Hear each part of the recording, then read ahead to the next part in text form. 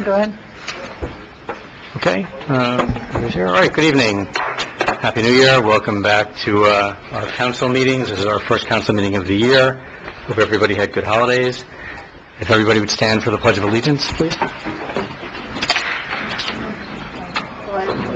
the flag of the United States of America, and to the republic for which it stands, one nation, under God, indivisible, with liberty and justice for all.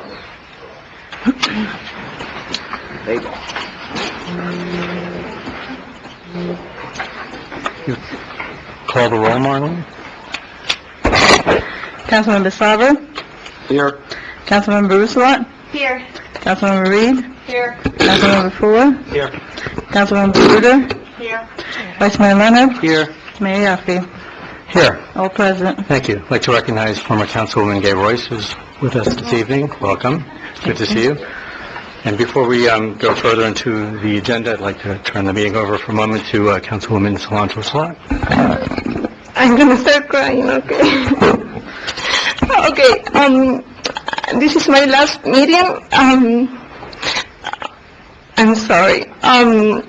For a long time, with my family, we wanted to move into a house. We need that for our kids, especially for our youngest one. We wanted this for many years, and we have been blessed. We found a beautiful home.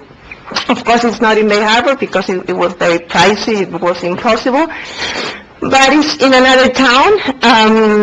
That is the only reason that I'm living after so many years in this amazing town. This is a perfect town. I want to thank everyone in the staff, my colleagues here. Thank you so much for your time, for everything. I deeply want to thank you for the courage, your time, for all you do for this town. Even though we disagree, it doesn't matter. I want to thank all the residents, the voters, the people who don't even vote. I also want to thank them even though they don't even know me. Yes, thank you, everyone here. I will remember most of you, and I think everybody. So that's all. And one last wish that I tell this to myself and to everybody. The war is crazy, it's so violent, and this town is perfect. So let's just take care of each other a little bit more. Disagree, let's argue, but with love, because it's crazy out there. We're not even safe. So let's keep this bubble the way it is, improve it. Let's have better communication, but it's beautiful. It's not worth it. We should love each other more, respect each other more, and I say that to myself too. So thank you with all my heart. It was a pleasure. I will never forget this experience. I hope my dad was here to see me. So thank you so much. I will have in my heart everyone. I don't want to name anybody here because I will forget somebody, but the policemen, the staff, all you here, public works, crossing guards, residents, everybody, the ones that I like, the ones that I don't like, everybody, because I learn from everybody. So I will leave now. My husband is waiting, my little one also, and I'm picking up my daughter Delia in ballet. So thank you, and enjoy the park on 98th Street. I'm really proud. We did it. It took less than 3 years. We did it. Okay? We did it. And I hope I might be back in 20 years, and we might be talking about the community center still. So, who knows? But I love you guys. This was a blessing, okay? Okay, I will miss you. I will take this because I don't think anybody else will want it. Thank you, Solange. Thank you for your...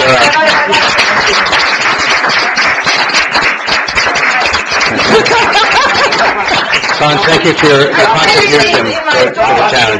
Right.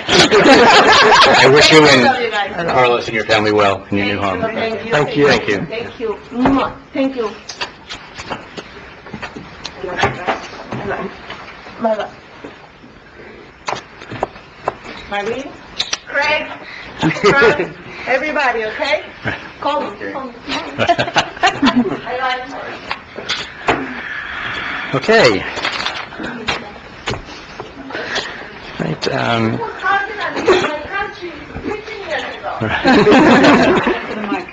yes. Okay, so, we will now proceed with the rest of the meeting. Reports. We have a report, from the Environmental Impact Committee. Vincent Martino. Good evening. Good evening. Sorry, I'm fighting a cold. Or I have a cold. Vincent Martino, 1050 93rd Street, Environmental Impact Committee. We had our inaugural award, beautification award, scheduled for this year. The award is supposed to be handed out at the picnic in the spring. And we had two submissions, one from the East Side Island, which was a multifamily dwelling, and the one from the West Side, which is a single family. There was apparently a third possible participant or application, and somehow the folder information got lost. I sent you a letter on that. Okay. So what we'd like to find out is if we could have another month to award the award. We didn't know how to act on that, so we just thought we'd ask you all. Thank you for bringing that to our attention. Is that all right? We weren't sure. Okay, all right. Hopefully okay, well, thank you. And hopefully we'll have some more participants, if you could mention it.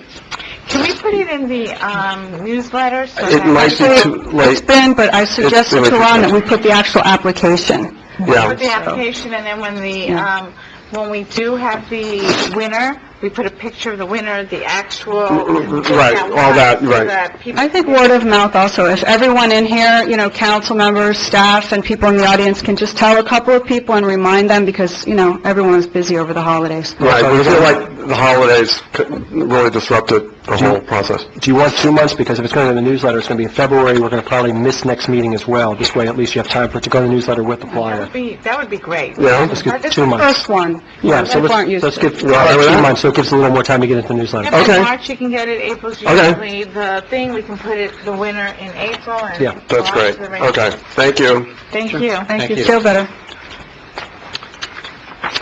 Ron, any reports? Okay, just a little bit of housekeeping. Both bathrooms downstairs renovated and are open to the public. The one upstairs is still for ladies only, and that is open also. Yes, just to cover a few things. The toll plaza, as you know, is pretty much gone now, and they're starting to work on prepping the road for construction to have 2 full lanes coming into town and leaving town. Unfortunately, right at this moment, FDOT is completing a project that was started several years ago, and the contractor walked off the job or couldn't complete it. So it took them a little while to get another contractor on board. And when they started to do the work, which should have taken about a day, they found that the prior contractor really didn't do such a good job, and they had a partial collapse in the middle of the road, and that's why they could not open up at the end of the day and give me 2 lanes out of town.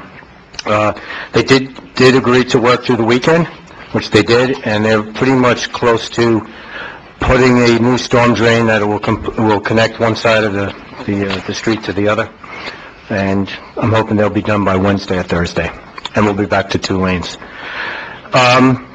As far as financing, I know I was asked just to talk briefly about financing.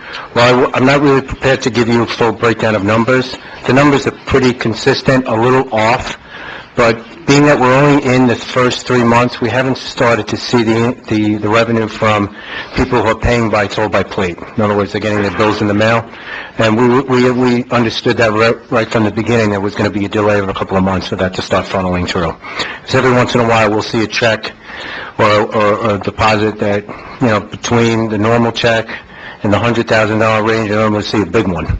So it's really hard to tell right now until we start seeing it more consistently. But the traffic counts are pretty the same. I just drove by there. Can you add a little more lighting? Because I will tell you that at night, because now you've moved it over, it's a little on the dark side. Every time that we get the lights turned back on, the contractor managed to pull out the line. Right. So Actually, before I waste another expense of putting another line in, they're going to be complete on that side of the, like the interior side, and then I can run a new line and hook that all back up.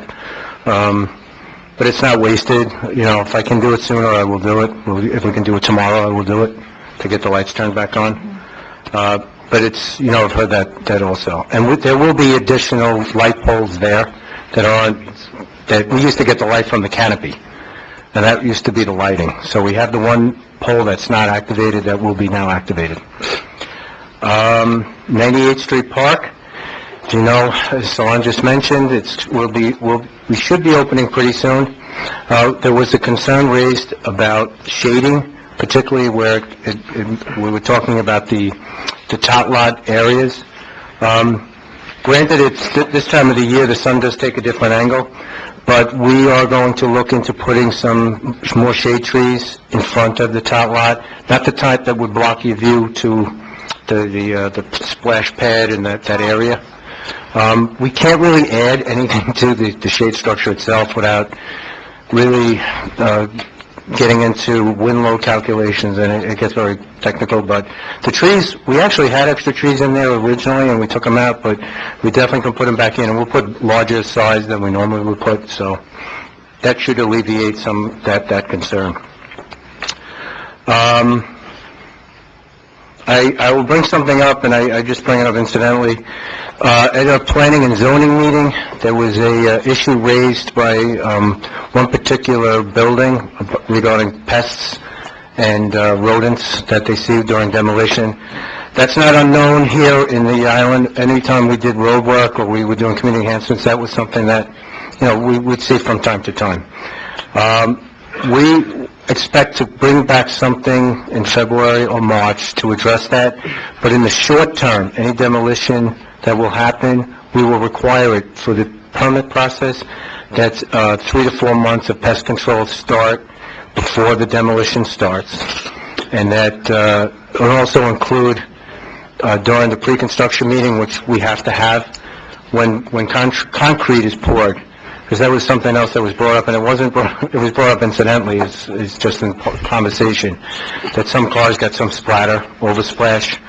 I'm sorry. We can cover that, because concrete pours are very scheduled, we know about them ahead of time, So so. the ones that already have their permits, how are you going to notify them? Like, in other words, I'll use my building as an example. Next to us, they're going to be demolishing a building, and... I don't think they have their permit in hand.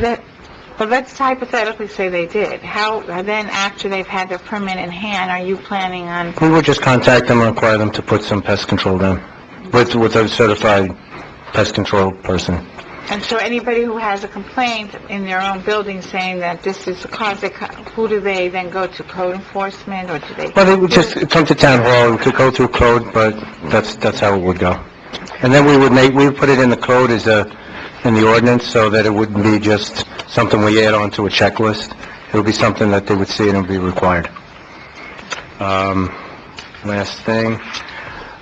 Just a brief, I don't know if I can be brief, but I'll try to be brief on historic preservation. On January 22nd, there will be, the Historic Preservation Board will be meeting. They have on their agenda a discussion about Bay Harbor Islands and what their future, what they want to do. That's all I know. I did speak with Kathleen Kaufman, who, when we met 6-7 months ago, I guess it's 6 months ago, they had told us they were in the midst of completing a survey of Bay Harbor Islands and its infrastructure and its buildings. However, I asked for a copy of that, and they gave me some information here, and I didn't print it out, 6 copies, because it's a lot of color. There's really not much to it. It's really just a cover sheet, some chapter outlines with no really written text, and then pictures. There was over 1,000 pictures, which was virtually impossible to print them all out, but I have here if anybody wants to look at it. And it's basically pictures of every building on the island. You know, some new, but mostly just every building. A couple of shots of each.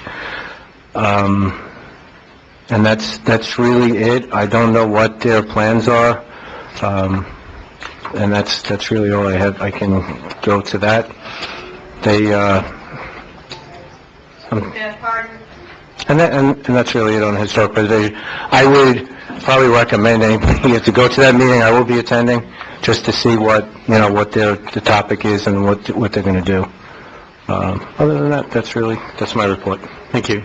Town Attorney, anything to report? I have nothing to report, except I just want to mention to the council, there's another item on the agenda, but the consent agreement that we had with Sandra Snowden expires in April 2015. The 10 years is up. And so if the council wants to undo its previous legislation of designating a public forum, we would have to do, in the Causeway Park, we would have to do either a resolution or ordinance. I forgot what we did. An ordinance. What is it? An ordinance. An ordinance. So we would have to do another ordinance taking it back if the council did want to keep it as a public forum. So I just mentioned that because if you're going to do it, it should be something as an agenda item. I just wanted to give you a heads up. Thank you. Marlene, anything to report? No, I apologize. I didn't have the time to do a written report. At the last PNC meeting, we had 4 new projects approved. 2 of them were townhouses. One was a single lot. The other one was a double lot. We also had revisions to an approved project, so it was a lengthy agenda. We will have coming up at the next PNC meeting on the 20th, a revision again to an existing project, and on the 3rd, so far, we have 1 submission for a building that will have 4 units. It's a little different. It's not a townhouse. It's a luxury building with each floor having 1 unit, 3,700 to 4,000 square feet. It's a beautiful project. So that's coming up on the 3rd. There will be notices mailed out. There will be signs put out, of course. Thank you. Okay, then we move on to council reports. Josh, you want to start? First of all, welcome back to everybody. Happy New Year. The only thing I would mention is we are once again trying to drum up business for the restaurants in Bay Harbor. On the 31st of this month, Saturday night at 8:30, we are having the Comedy Improv Group come back to Town Hall. I hope everybody can attend. You can buy tickets in advance, either downstairs at Town Hall or online. Tickets are $15, and the whole purpose of this, again, please go out, eat dinner at one of the restaurants before the show. We have approached most of the restaurants. You can work with most of them. We're going to hopefully have prefixed menus from all of them beforehand, or at least they are aware of the show. Again, it's 8:30 on the 31st, and we hope you all have a good dinner. Stephanie? Okay. First of all, Happy New Year to everybody. I have a couple things. First of all, we have a new restaurant coming into town. It's called O Lima, and it is a Peruvian fusion restaurant. So look for it sometime in February. And the Fred Astaire is having a Russian New Year celebration Wednesday, January 14th. So if you are around, please stop by. I hear it's a lot of fun. And I was hoping to get the council's approval to have a taste of Bay Harbor, in which we have the participants of the different restaurants have it do almost like a like a progressive dinner from one restaurant to the next restaurant, and I was hoping for some help from the community in getting it organized, and I had asked JC also to get a bus in case there are some people who cannot walk. And so I would like to do it the Wednesday before Valentine's, which is also would coincide with the Valentine's Day dance at the Fred Astaire, where they can go and also end up there having some dance lessons and having some fun. So what do you think? Is that... Love it. Sure, sounds great. Great. Okay. So please look for the near future for that to be coming out. I guess you will be able to buy those tickets at Town Hall. Thank you. All right. I'll be brief. Welcome back, everyone. I want to thank the manager and the staff for having the first annual snow day yesterday. So looking forward to that. And even though it rained a little bit, I think it had a great turnout. Everyone seemed to like it. And I hope we continue tradition and have the second annual snow day next year, so that way kids and families can come out and enjoy our town. Thanks. Isaac? Last Friday, I had the opportunity to sit on the Florida League of Cities Governance Committee, which is a committee that really meets once every 10 years to reanalyze the way the Florida League of Cities Board of Directors is created. It makes decisions regarding redistricting and 10 most populous cities, et cetera, et cetera. And there was a controversy that came up regarding the 10 most populous cities, because when the 2010 census came out, it originally showed that Pembroke Pines was the 10th most populous city, and then Cape Coral was the 11th.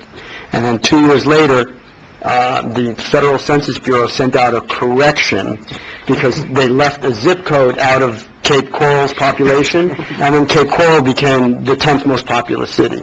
And the Florida League of Cities did not have a procedure whereby they can address those types of changes in the census, and we had a meeting, and we made some changes to or recommended some changes to the bylaws, which was going to have to be passed by the Florida League of Cities membership.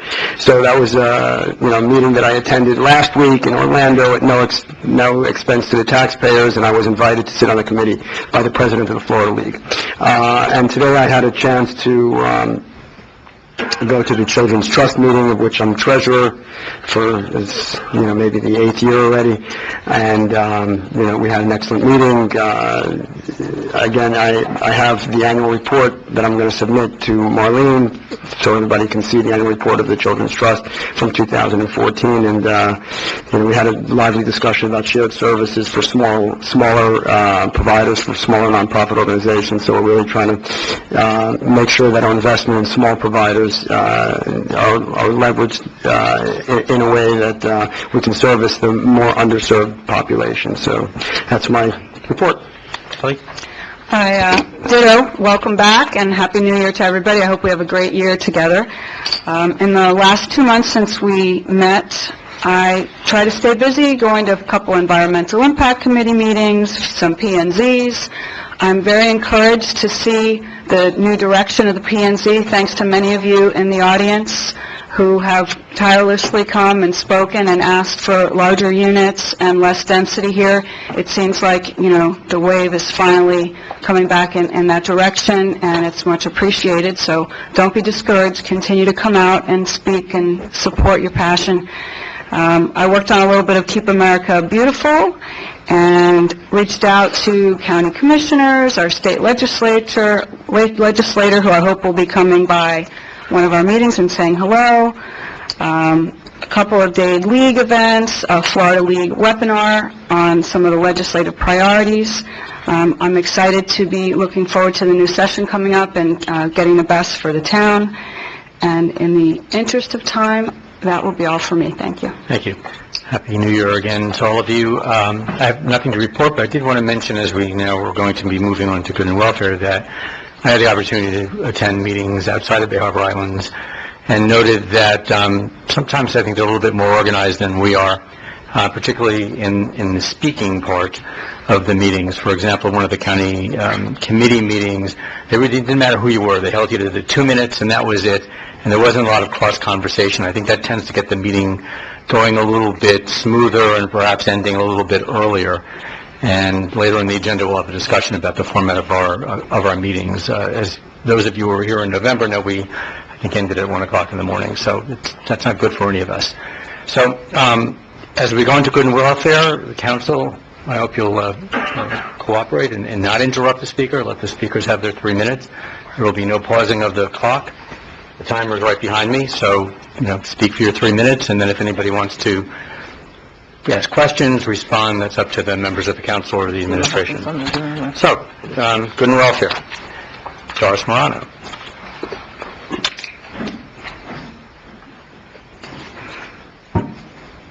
Happy New Year. Doris evening. Morano, 9400 East Bay Harbor Drive. Doris Morano, East Bay Harbor Drive. I agree, speakers should be held to 3 minutes, but these meetings wouldn't run long if you would actually listen to what we're saying and what we would like, and then you wouldn't have all these people here. No one would come if you all worked together with the citizens. I have 3 things I want to talk about. You need a sign, a neon sign in King Concourse saying what's going on in this town, like a snow day. When it is. It should be in the middle of the road, just like Aventura has one of the comedy is going to be here on the 31st. The sign changes and puts up different messages, not that silly one over by the lot. It should be a professional one, it should be a permanent one, and it should have everything on there. It should have the meetings, it should have our Parks and Recreation. I try to watch TV, I try to watch the meetings, it's stuck on voters' registration. I mean, citizens are not being informed, and it's terrible. I'm on a committee for parks, we haven't met. We haven't been told anything. What is going on? I don't understand what's going on. You're keeping us in the blind here. Who's handling that? That's not rhetorical. Anyone, try me. We'll wait at the end of 3 minutes, as I said. Oh, We're gonna- okay. That's what we're The going to other do. thing is the toll plaza. I understand you have something that you want to put this big thing on the toll plaza. I think that should become in front of Parks and Recreation, and it should be discussed somehow to make it a walking park so that cyclists can go there, whether it's art, and you have artists put in big sculptures in there where people, it's quality of life. We can just ride through, put the 2 lanes in the middle, and keep the outside for parks, sitting. And I think even the boats would like that if you could do something with art, but I think there's something better than what I've seen on the model. That's it. Can I ask you a question? And that was a great idea, meanwhile, with the Oh. stores. You could even do, one store has appetizers, one is That's what we're drinks. doing. Yeah, So- yeah. Yeah, so I'll sell you a ticket. Yeah, I'm ready. Okay, when you had your Parks and Recreation meeting, did you not form a committee in which to work with J.C.? Remember We how... have the committee. So, is it that they're supposed to, is the person who's in charge supposed Who to can form the update us committee? on the status of the Parks and Recreation Committee? Well, at the last I was not at the last meeting, but I don't know if they selected a chair or vice chair. After the council removed themselves from the committees, there is really no chairperson. There was no chairperson. They didn't have a meeting in which they picked? I don't know what happened at the last meeting. We didn't pick someone, which we were going to pick at the next meeting. So can I make a suggestion? What I'll do is I'll schedule... Can you reach out to them and I'm going to schedule organize another them so meeting. that they I'll can... schedule another meeting, and then we'll go over our But we'd like a meeting soon, and tomorrow morning, I'll start scheduling the next meeting. Yeah, I mean, I'd also like to talk about a skate park next to the community center. I think that area there will keep out a building, and we could use it during the day for elderly. There could be steps, handrails, seating during the day for people just to sit there with the trees. And at night, skateboarders can come in and have fun. So my suggestion is that J.C. pull together the committee come up with the recommendations, and maybe you would love to be the person who is the Just so we have a liaison. meeting. I'll set it up tomorrow. Thank you, J.C. I said we're not stopping the clock. I'm done. Thank you, Mrs. I'm done. Morano. Thank you. Doesn't matter, J.C. The clock doesn't stop, it runs for 3 minutes. So if you interrupt the speaker, you take their time. I'm so No, sorry. I know, but I just wanted to make that clear. Francis Newhut.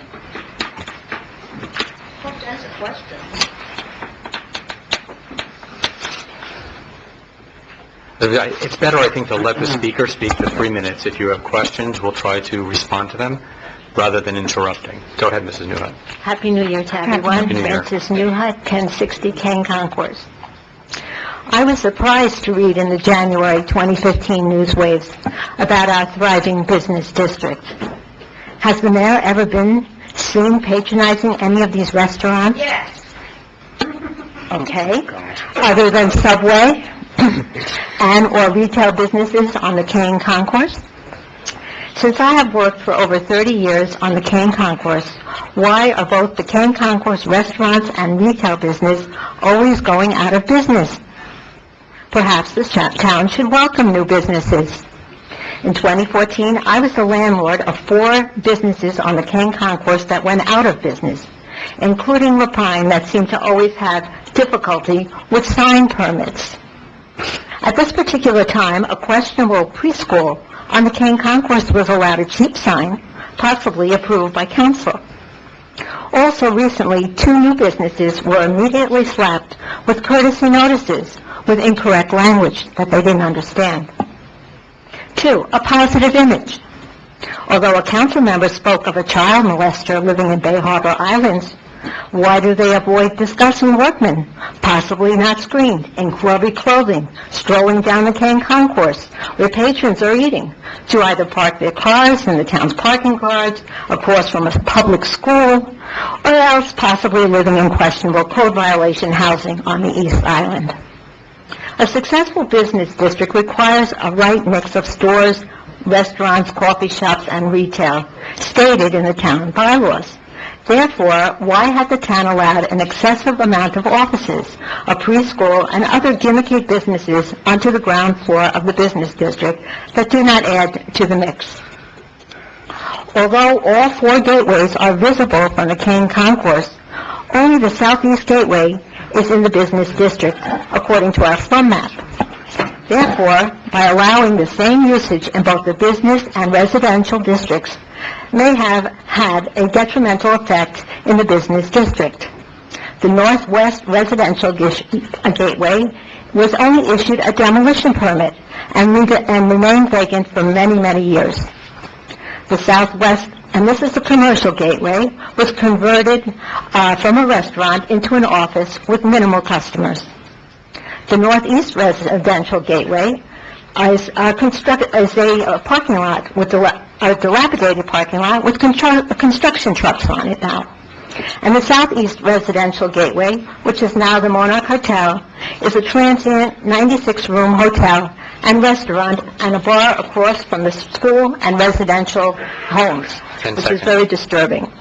Did you know we have a food truck in the business district? And did you also know that the majority of restaurants, as of this date, are for sale and have been sold in the business district? So thank you very much. Thank you. Okay, Royce, former council member. We have you here. Hi, Happy New Year. Happy New Year. Gay Royce, 75 92nd Street. Gay Royce, 1075 92nd Street.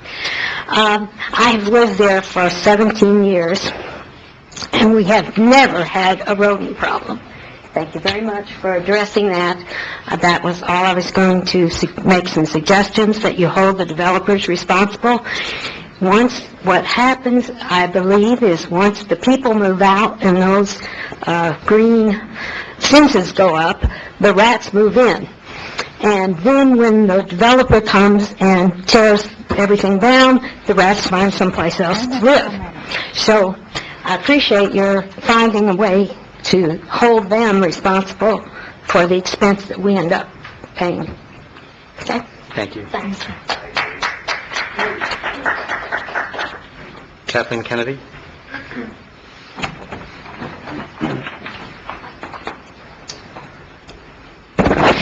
Good evening, Council. Good evening, Administration. Good evening.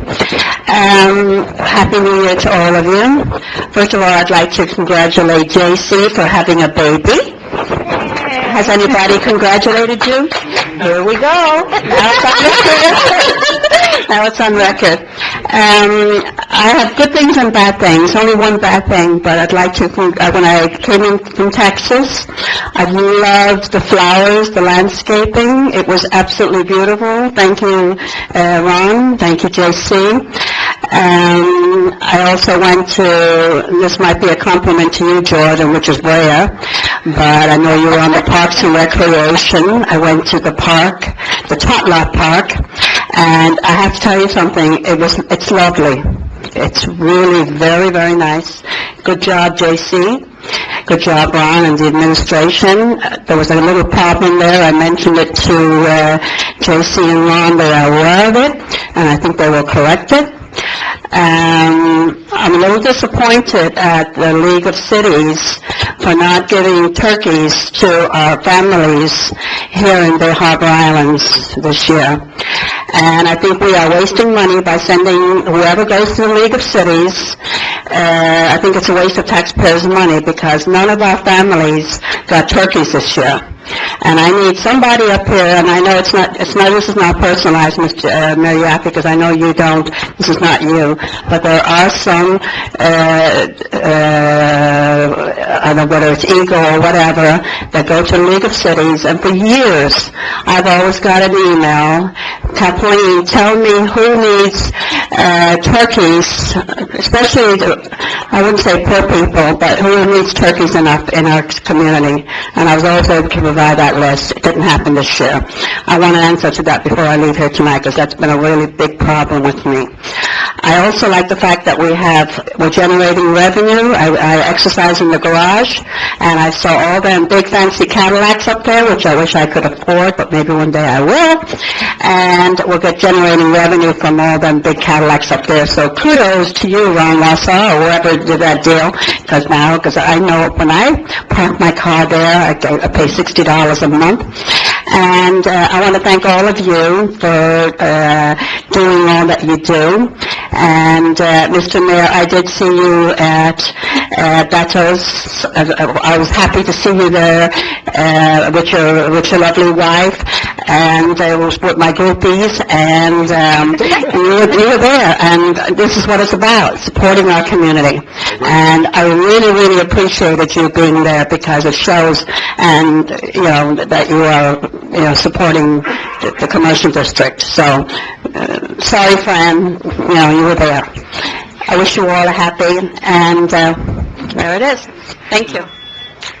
Why didn't we get turkey? Yeah, we did get turkeys. Actually, it's Mrs. Kennedy, it's me. I was traveling, actually I went to the Middle East to visit my son, and it just happened to fall right around the same time as the turkey drive. The League did the turkey drive a little bit early this year, and I dropped the ball on that one. Typically, I'm the one that tells you, hey, let's get some turkeys to our folks, and since we were planning and we left very early on, so I apologize about that. Hopefully, it won't happen again. Just so you know, Councilmember Sauer is not the only person who receives turkey tickets.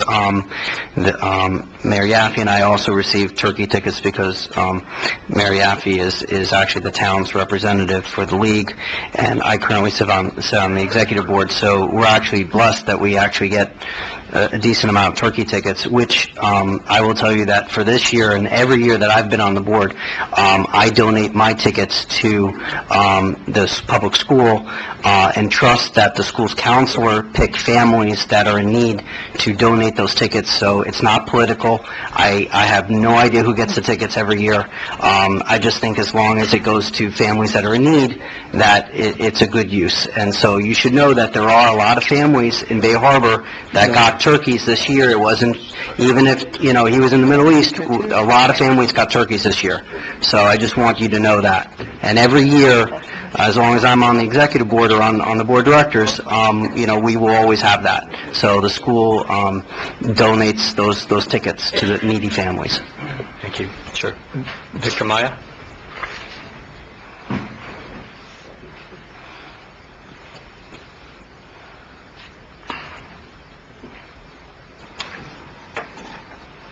Victor Maya, 1155 103rd Street. I would also like to reiterate thanks to our manager with respect to addressing so quickly the rodent issue that arises from the demolition so quickly after the P&Z meeting.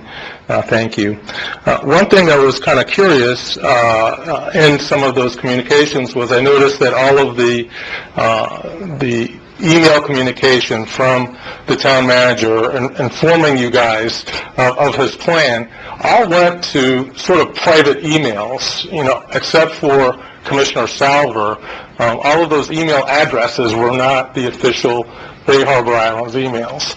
And so I was just wondering, why is it that, official town business or communications between you guys and folks in the towns are not on the Bay Harbor Islands emails?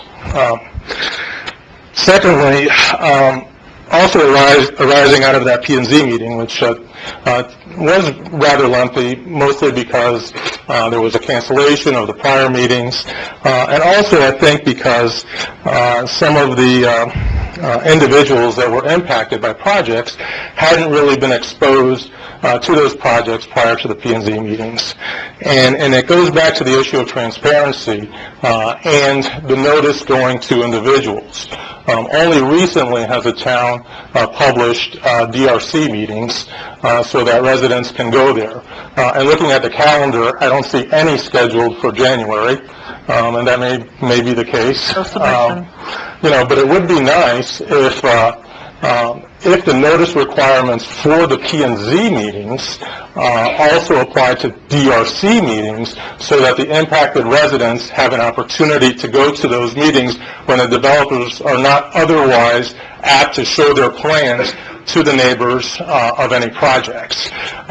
It may be that nobody will go to them, and in which case, so be it. They don't go to them, but at least they've had an opportunity to see these projects before the signs go up at P&Z. Finally, I was a little bit upset with the $9,200 gift that went to town employees, that extra vacation day after Christmas. No municipality went 3 consecutive days without work. That was $9,200. I was very disappointed to see some of the reasons for it, that as employees, we feel very unappreciated, especially lately. An employee who feels appreciated performs better and gives better service to the community. That was some of the justification. And if that's justification, then I think there's a bigger problem here, because he just gave an across-the-board raise to everybody. And to give this $9,200, I think was far and above what was necessary. Thank you. Thank you. For information, when anybody sends an email to a member of the town council, whether it's going onto the council page and clicking on, their name, it gets forwarded to our private email accounts. I think that's just a matter of choice, that council members can designate whatever account.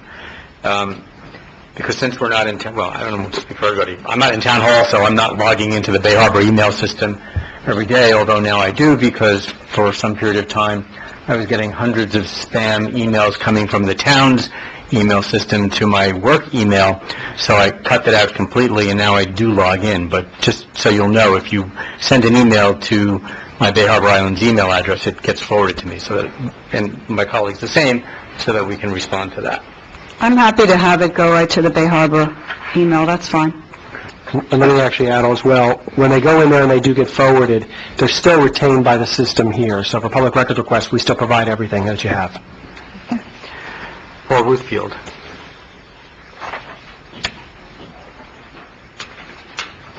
Just a couple of quick things. I'm starting early, so. First of all, your name and address, please. Paul Ruthfield, 1231 95th Street.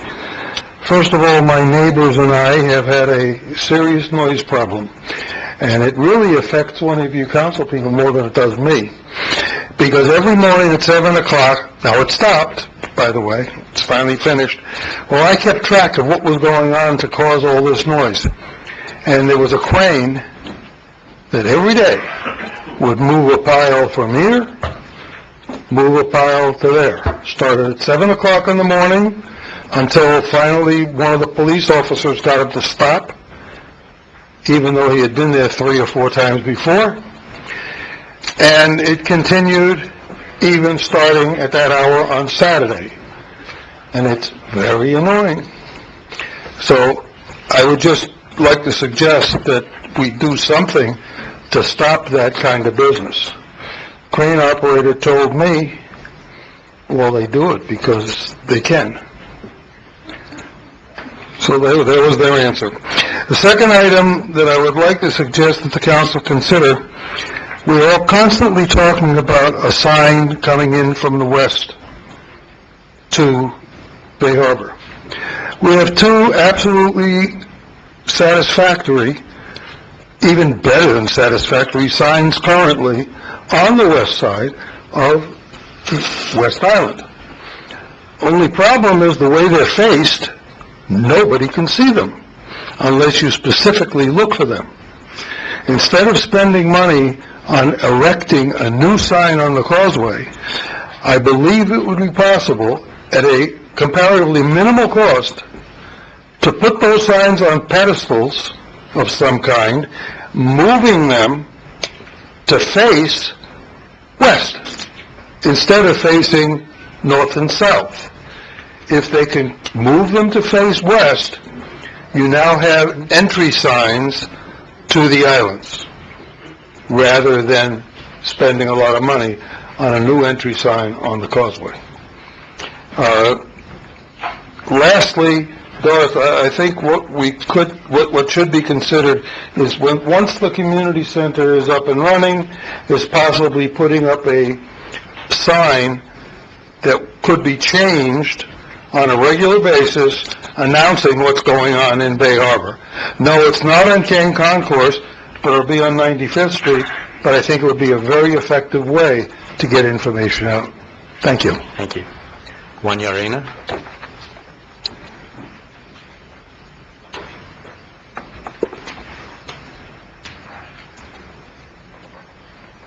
Welcome back, everyone, and 3 items to cover.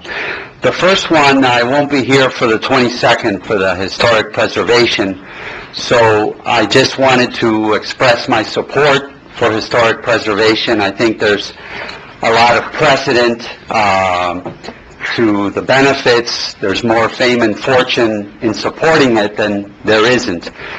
Miami Beach is an example, and recently I read an article in the paper with the 52 places to go in the world, and one of them was Tulsa, Oklahoma, for having a wonderful Art Deco collection. So that's just one example, and Bay Harbor could be on one of those some year. The next item, planning and zoning. As I've stated before, I've really caught several things with planning and zoning that, with the board itself, that are disappointing. And I've mentioned several of them. They've missed noise issues with the development of some buildings where you have mechanical equipment facing directly to the neighbors, and that's going to be very noisy.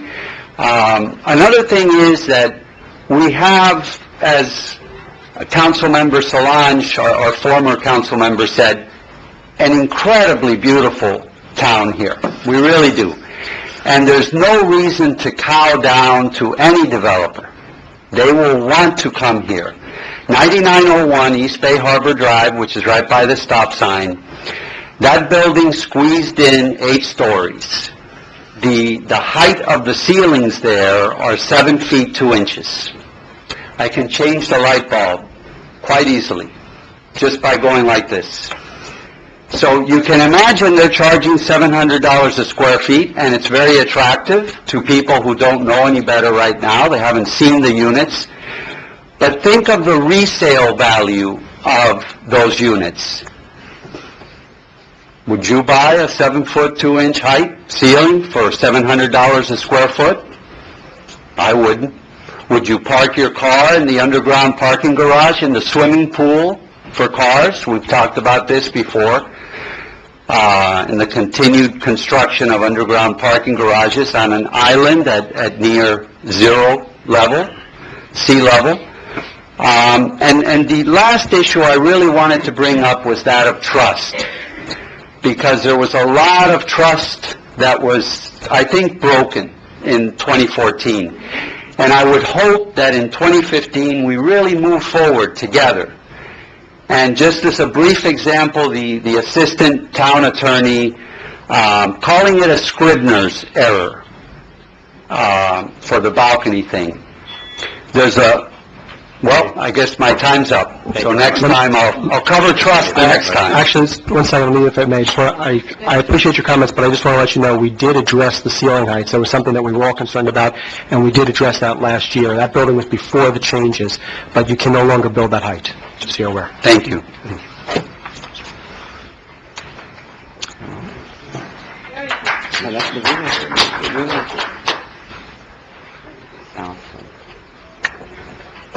Vincent Martino? We went south. It was 99 years old. Right. We can move it on. Maybe. Vincent Martino, 1050 93rd Street. I wanted to briefly discuss the situation that the town manager, Ron Lawson, mentioned a few minutes ago regarding the rodents. My building's on 92nd Street. We're directly in front of the new construction, and Ron did reply right away to the complaint. I was copied on that. Thank you. But my concern is, do we have to wait until, Ron mentioned a little while ago that either in February or March, as I understand it, to start to treat the problem at that site. Do we have to wait until that long? Because to me, it's something that needs to be done right away. That is, the baiting and the catching of the rodents and just getting that done prior to the demolition of that building. And in addition to that, as I'm sure as you're aware, there is another, I guess it's about an 8-unit building that has people residing in it right next door to them. I don't know if they've had any problems. I've gone by, but no one's been by when I've come by. But my concern is, why do we have to wait? Or are you saying that we do have to wait till next month or March to implement the remedy for the rodents? That's what I don't understand. Well, I can answer it quickly. Usually when a demo permit's getting pulled, that means nobody's in the building. Usually when the people living there, you're talking about the building? There's one building. Okay. That's a building that you want to pull a permit on. Okay, right? Okay, that's where the rodents are. Okay, well, that one I can address. So what's the answer then? Can the town start addressing? Like a vacant building would be something I would look at, for sure. I don't understand the answer. I mean, can you start with the treatment of the rodents in that building now? In other words, once I understand. The building next to me is vacant. I will contact the people, have them do that. Have them So pay for the changing of the that can be done immediately? Yes. Okay, well, I didn't understand that earlier. Is that, did you say that earlier, or I misunderstood? No. I usually are keyed by a demo permit, because it takes several months for that to go through all the steps. Right. So, but in this particular case, and I think maybe going forward in future cases, as there are going to be some 28 or so new buildings, I don't know how many are empty lots now and how many are going to come down, but I think it behooves the town to go ahead and be proactive on this and look to do that in advance prior to having this rodent problem, because there's nothing worse than walking outside and seeing evidence of that kind of infestation. It's just, you don't want to be near it. Okay? Thank you. Thank you. Susan Luck?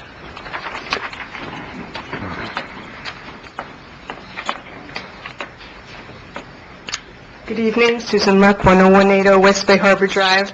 Well, I wasn't going to speak about the rodents. I was at the P&Z when some of the buildings said they caught up to 32 large rats in their building because of construction next to it. My question is if you're going to put traps or poison on other properties, is it the town that's responsible for picking up those traps, or the people that are developers that are going to build on the property? It would be a professional exterminating company, and they do it. We currently have one that works for us that treats king concourse. You don't see the traps because they're hidden and they're decorative, but they're responsible for putting in the bait and clearing the traps. Okay, because my question, I see kids playing in some of the empty lots right now up near 102nd Street. So another concern is if there's rat poison and other things, how do we really become, how do we make sure that kids and dogs that are wandering, on long leashes aren't on those properties? You don't need to answer it, but... Traps are designed not to allow for children or dogs. They're really designed for the rat or the small mice. Okay. So I you mean, really kids look for fun things to play with, but that's not really what I wanted to talk about. What I did want to speak to was, as Vincent said, there are 28 projects coming in. There are many, many more that are going to be coming in. I counted 12 just in a 3-block radius on the north end of the island. So for the council, I wonder what kind of decisions need to be made about trucks blocking streets, the noise of all the trucks simultaneously. There's still a couple of thousand residents that are going to be living around the area of demolition and construction. And how are you preparing for this onslaught of development all at one time when it doesn't seem, I know Mr. Miller says that there's a master plan he's working on. Well, by the time that master plan of some kind of configuration is done, we're already going to have all the construction going on. So my concern is noise, traffic, dust, trucks blocking streets. I think it's a very serious consideration that the council needs to give some direction in. I'm not saying I think some of the development coming in is really warranted in terms of the townhouses, their larger units. It's things that we've been asking for. But I think that there needs to be some planning when all of this is coming in. 4 projects were approved just between 101st and 102nd Street yesterday, and there's many more lots that are yet to be constructed. So I asked the council to really address that for those of us that are going to live within it. And the last thing is many of the buildings have 1 story, and so I still hope that there's some netting because of all of the dust, the asbestos, and the lead paint. Thank you. I've been through this experience now with having construction next to one of our buildings, and my suggestion to the town is, what I did was I went over and said hello to the construction people next door, gave them my phone number, and had a conversation with them. And I think that the town needs to kind of find a way to help the neighbors, whether it's the condo board president or have them meet with before construction, have them meet with the developer or the construction company that actually is coming in, sit down with them, and kind of put the guidelines of what it's going to be, what time are they going to start, what time are they going to end, and, where are they parking, and giving notification when they are going to put cement, and the rodents and everything else. I mean, my experience, I learned that semi the hard way, but I think it's a good idea if we can have them do it prior to even them demolishing a building, so that, everybody's on the same page, because it's frustrating. Well, I think the manager said they do have pre-construction meetings. Yeah, honestly, there is a pre-construction staging meeting that goes through every step of construction, and staging, parking, deliveries, time and start. That doesn't mean they violate it, No, they can't violate I'm not it. saying that. What I'm saying is that if you have a condo next to you on one side and you have a condo on the other side, why don't you invite the 2 condo board presidents to that meeting so that they can then inform the residents of those apartments what's going on and how it's going to be and where they can direct it if there's a problem. I'm not saying you're not... No, yeah, and a lot of the construction companies actually do that. I'm aware, no, actually, Not all of I them, am but aware some. of a number of associations which have invited or not invited, asked, representatives of the contractor to meet with them to talk about their concerns. The contractors have given their phone numbers to, association presidents or board members, and have maintained a dialogue from time to time when necessary, with the neighboring properties to try to resolve issues which the neighboring properties have, whether it's noise or dirt or dust. With all due respect, and I know I have no time, but I think that's a separate issue. We could be very friendly with developers and their construction crew, but I'm asking if the town has some guidelines so that they could help coordinate those efforts, so that there aren't, 4 different dump trucks on 102nd Street at the same time. Thank you, and one is not mutually exclusive, Ms. Luck. I'm simply pointing out that property owners have had some success in dealing with the contractors by speaking to them, and I think that the town, as you say, should be proactive in helping to coordinate, but at the same time, the property owners, as Councilwoman Bruder said, should also take it upon themselves, if they'd like to, please not from the audience. And one other thing I wanted to say, and Mr. Ruthfield had mentioned noise, if you are aware of contractors, or even if it's town contractors, working before allowable construction hours, please do not hesitate to call the police department and let them know. And the police will send out, one of the vehicles, one of the patrol cars, to shut down the construction that's going on either before or after the working hours, unless there's a special permit. So, don't hesitate to do that, because they're there and they know, the police are there and they know that, what the hours of construction are. And I noticed also walking around recently that a lot of the construction sites on the East Island now, at least, have signs on the gates or on the green construction fences that specifically state that no one is allowed on the property to do work, before or after the hours of construction, which I think is a good thing that the town has gone out and done that. It's helpful. Melissa Angulo.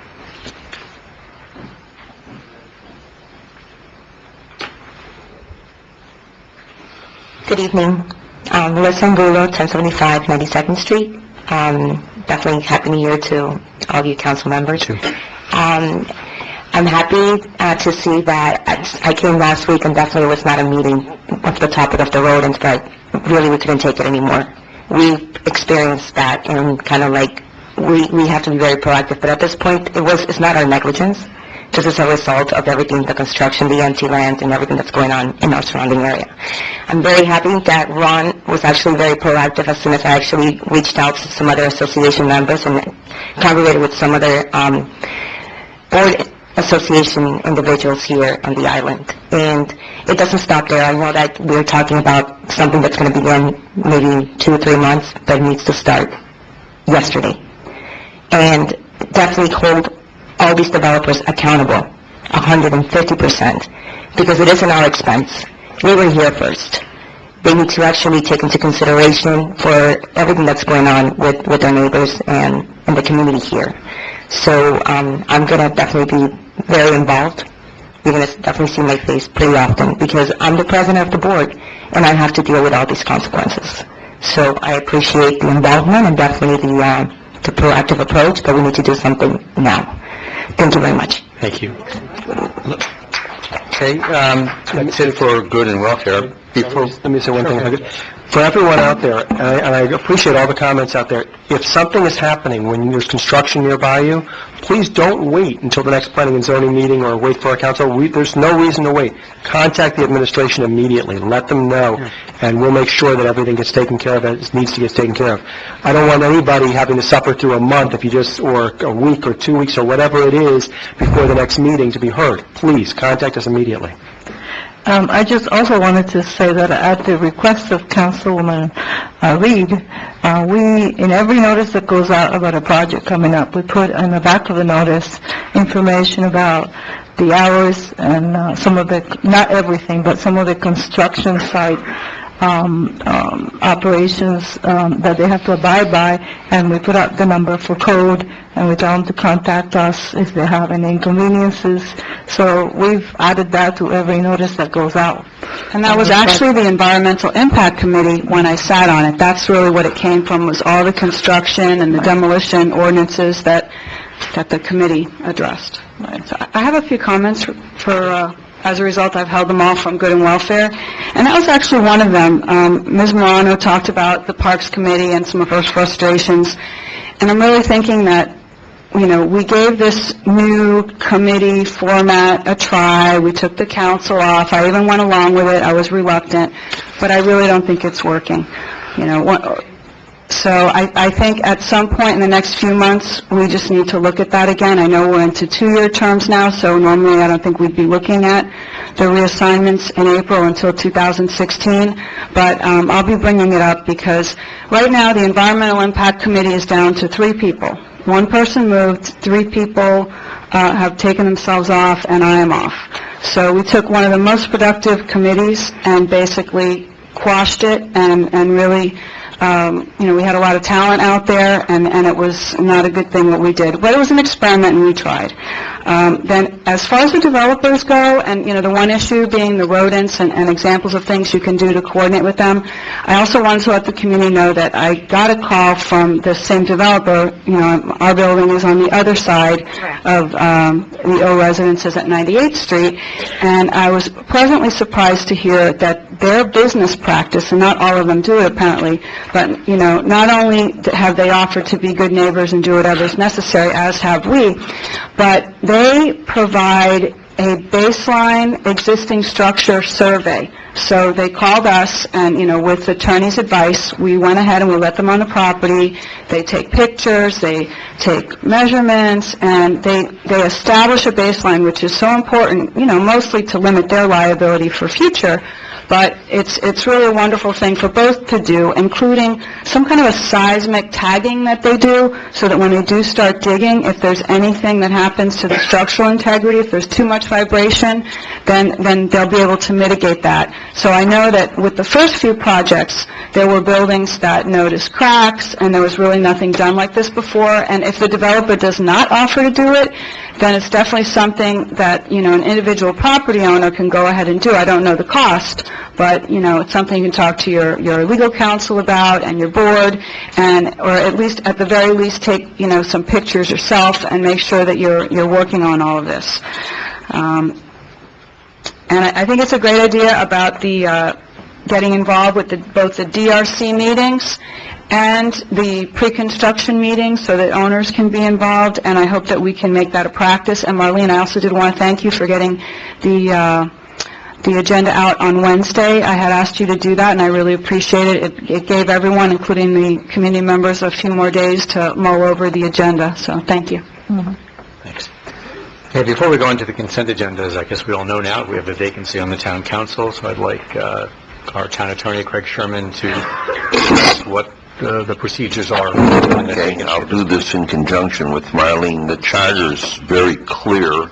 The council is required, if there's more than 60 days to the next election, the council is required to appoint someone to fill the unexpired term until the next election. So I think the council ought to just discuss or make a statement that anyone wanting to apply to be considered for appointment should submit a resume or something, and so declare, and that the council at the next meeting would put on the agenda the vote for an appointment by a majority of the council members of someone to fill the seat until the next election. Now, I understand the next election is in April 21st or 2nd, something like that, 21st. And so there's the charter talks about qualifications and candidates, and provides that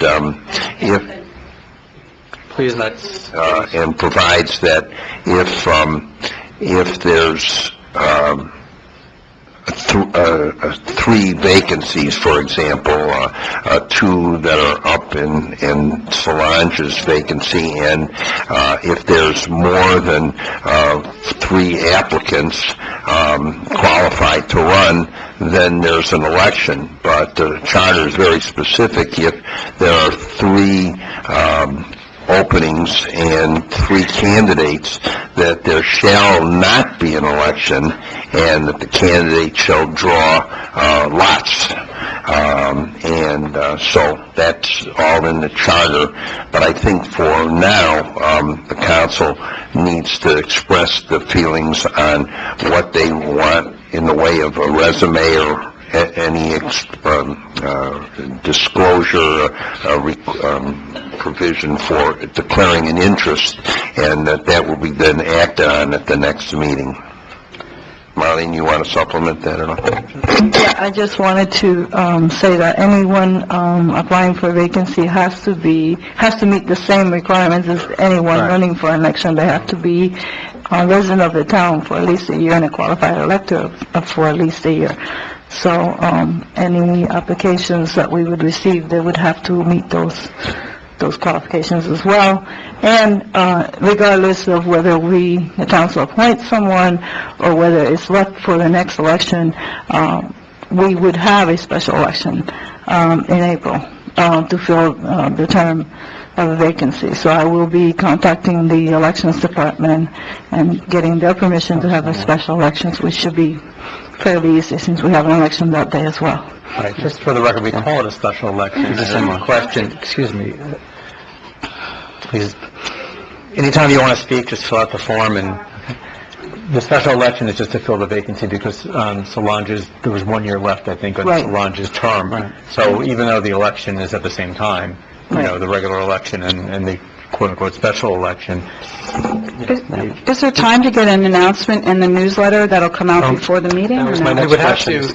In order to appoint in February, if that's the consensus of the council, we would have to rely on the website and rely on advertisements in Neighbors, for example, you know, announcing the vacancy. Otherwise, I think if we were going to rely on the newsletter, we wouldn't be able to appoint until you know, before the March meeting. Is there any way to send a special mailing out that's not a glossy, but maybe just a postcard? How much would a postcard be? Why would we do that? You're still I mean, we've always put an ad in the Herald. That still doesn't go to the qualified electors of the town. I mean, that's one point that I'd like to make. Everyone who receives a newsletter, it is not a qualified elector of the town. Sometimes we send them out of state because people are out of state, and many of them are people that are here, but they're not residents, they're not citizens. So it won't go to the base of people that might be applying for that. I just wanted to put that out there. Okay. It's still a significant percentage. I think it would suffice just to put an ad in the neighbor section, like Jordan had suggested, and also put an ad on our website. We can put a couple of ads on the Neighbors so that people see it more. Yeah, maybe for 2 weeks, we'll run it for 2 weeks. Yeah, and then put it on the Channel 77 as well. Right, sure. Okay. Anybody else in the council have any thoughts on that? I still think they should have it in the newsletter. I think more people read the newsletter. I don't want to spring this on someone. I think we want to have as many people that are qualified that want to put their name forward. I have a problem with going to just the Herald and the Neighbors section because, quite honestly, a lot of people, unfortunately, these days don't read the newspaper. And we're assuming that well, I mean, and I wish more people read the newspaper. I'm not always necessarily the Herald, but any newspaper of your choice. But regardless, I think we're narrowing down who we're disclosing this to by doing just the Neighbors section. I would want to wait until at least the newsletter goes out, which unfortunately we're going to miss by a few days, but if it means waiting till March, wait till March. Stephanie? I think the sooner we fill it... Sorry. I think the sooner we fill it, I think in February we should be filling it so that, but I think, you know, it has merit, but I think if we put it a couple times in the Neighbors section, and hopefully we'll get an article written about, you know, we can maybe reach out to our person who writes for the Miami Herald and see if maybe she can put together a little article for us. You know, and let's see how many candidates we get in February. If we can't find somebody for February, and if we do not have a good poll, we do not necessarily have to pick in February. No, but we'd have a problem. No, you don't. No, we would, because then we'd miss the February newsletter, and we wouldn't be able to put it to the March newsletter to try that, and at that point, we're beyond the 60 days. In order to not spend the entire night speaking about this, as important as it is, let's just go down the row and get the consensus of whether you want to... The Herald. Whether you want to... You would not necessary to appoint in February or wait until March. So let's go down the row, February or March. I would do March. February. Kelly? And what about the forms of advertising? Yeah, the Herald and the website. Herald and the website. And we'll post it We can put downstairs. You can have the electronic signboard. I mean, even though it's been criticized, but still, there's another method of advertising. February. There we go. Okay. All right, so do whatever you need to do. Somebody contact the Herald, please. Let them know. Yes, there you go. Hi. There you go. So we'll expect to see an article. Thank you very much for being here. Okay, the consent agenda. I have one change on it. On the August 20th, on the second page, you listed me as saying I question the covered walkway. Actually, I advocated for the covered walkway. I was going to pull that anyway, so... I was going to pull that anyway, so... Oh, well, when it does come back, if you would change it to advocate. Yeah. Okay. So we're going to, on the consent agenda, we're pulling out the... 2C. 2C? Is Yeah, that it? that's Okay. it. I'll move it. Second. All right, we need a poll vote. I'm sorry, I was talking to her. Your fault. Councilmember Sauber? 4. Councilmember Reed? 4. Councilmember Fuller? 4. Councilmember Bruder? She stepped out. Stepped out. Vice Mayor Leonard? 4. Mayor Yaffe? 4. Passes. Thank you. We're on unfinished business. Approval of an ordinance on second reading, removing the commercial component of RM3 multifamily district. An ordinance of the Town Council of the Town of Bay Harbor, Islands, Florida, amending the town zoning and planning code to modify certain code provisions related to the RM3 multiple family district, amending Article 1, Section 23-6 entitled Use Regulations to delete business and commercial uses from the permitted use category, amending Article 1, Section 2311D, entitled Land Development Regulations to delete supplemental business and commercial setback preferences, providing for severability, providing for codification, and providing for an effective date. I'll move it. Second. Okay, Michael? Yes, Mayor. Just briefly, in last fall, you had identified an issue you wanted to address. This relates to one of the permitted uses that has been allowed on the tips of the island, on the East Island, since the beginning of the town, which was to allow some accessory commercial use, primarily for the residents in those buildings. It's not uncommon. More likely you see this along Collins Avenue. The council expressed that they wanted to delete that use, so we drafted an ordinance to delete that allowance, and that's what's before you this evening. Thank you. Any discussion from the council? Mrs. Newhart?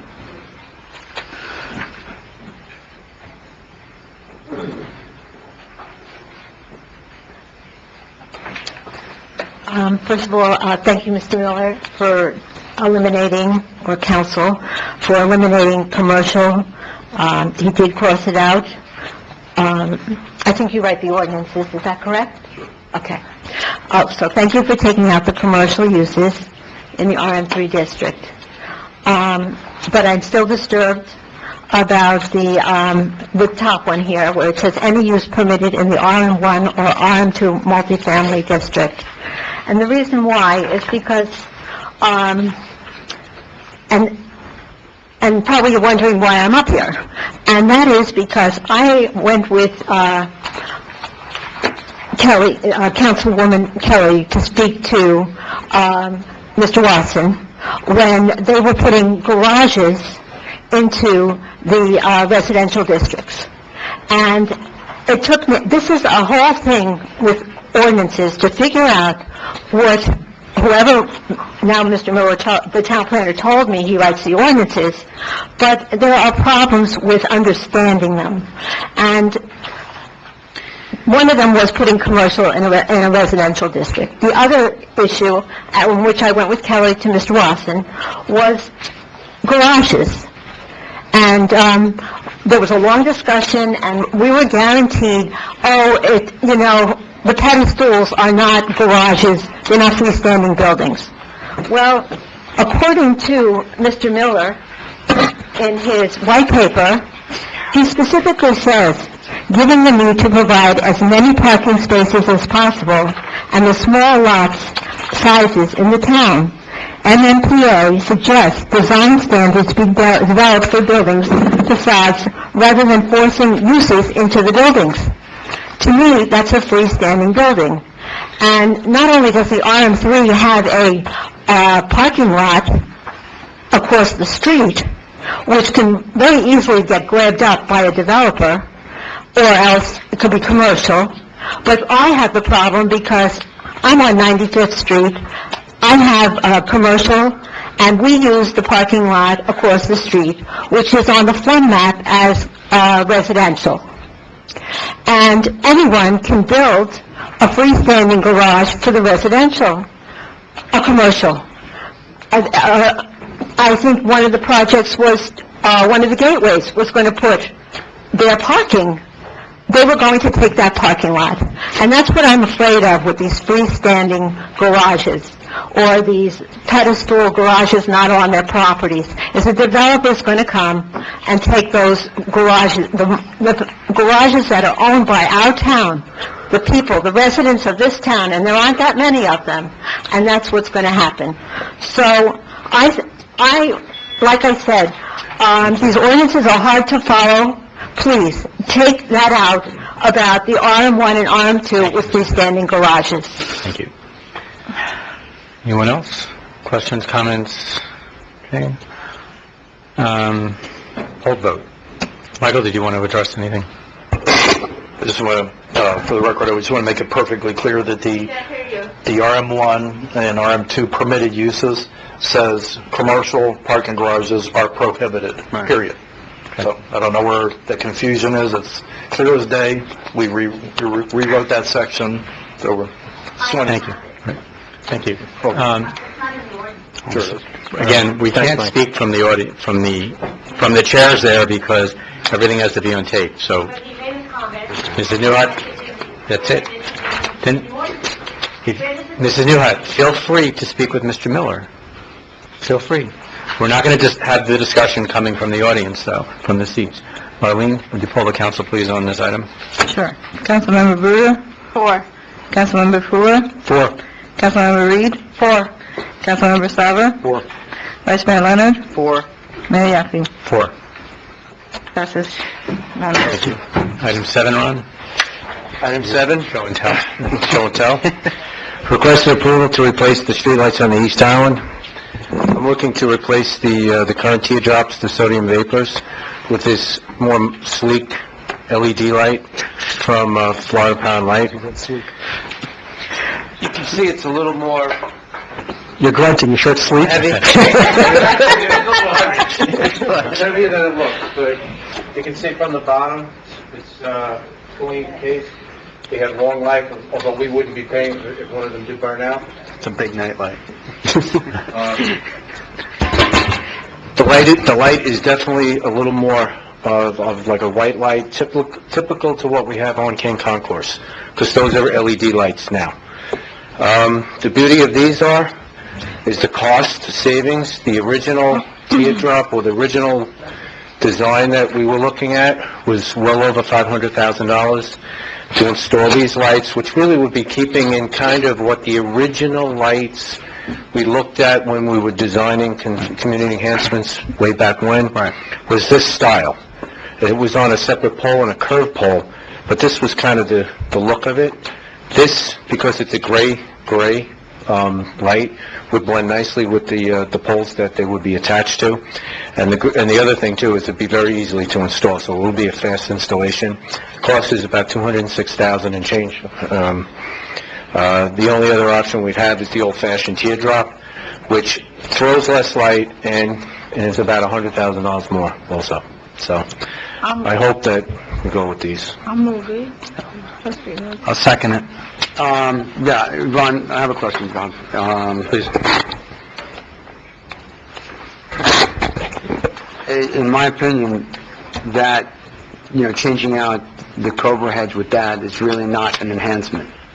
That's just kind of like a modernization and replacement. I mean, that's my personal opinion. I always thought that we would be consistent from the West Island throughout the East Island with something decorative, even if it does cost $100,000 or $200,000. Believe me, we spent, a lot of money. And, you yourself I was originally in favor. Project- I know that. You helped the project come in under budget anyway. I mean, we projected to spend X number of dollars, and we spent less than X number of dollars. So, I mean, it's not as if we didn't budget for, some type of upgrade. And I think it would really, in my opinion, it would be more equitable, even though that's nice and it's more efficient, et cetera, but I think it would be more equitable for the East Island to My thought process on this is upgrade, an enhancement, because that's what it was, a community enhancement. Randy and I actually drove up to Broward or some way up north to take pictures and look at the teardrop lights, and they are pretty,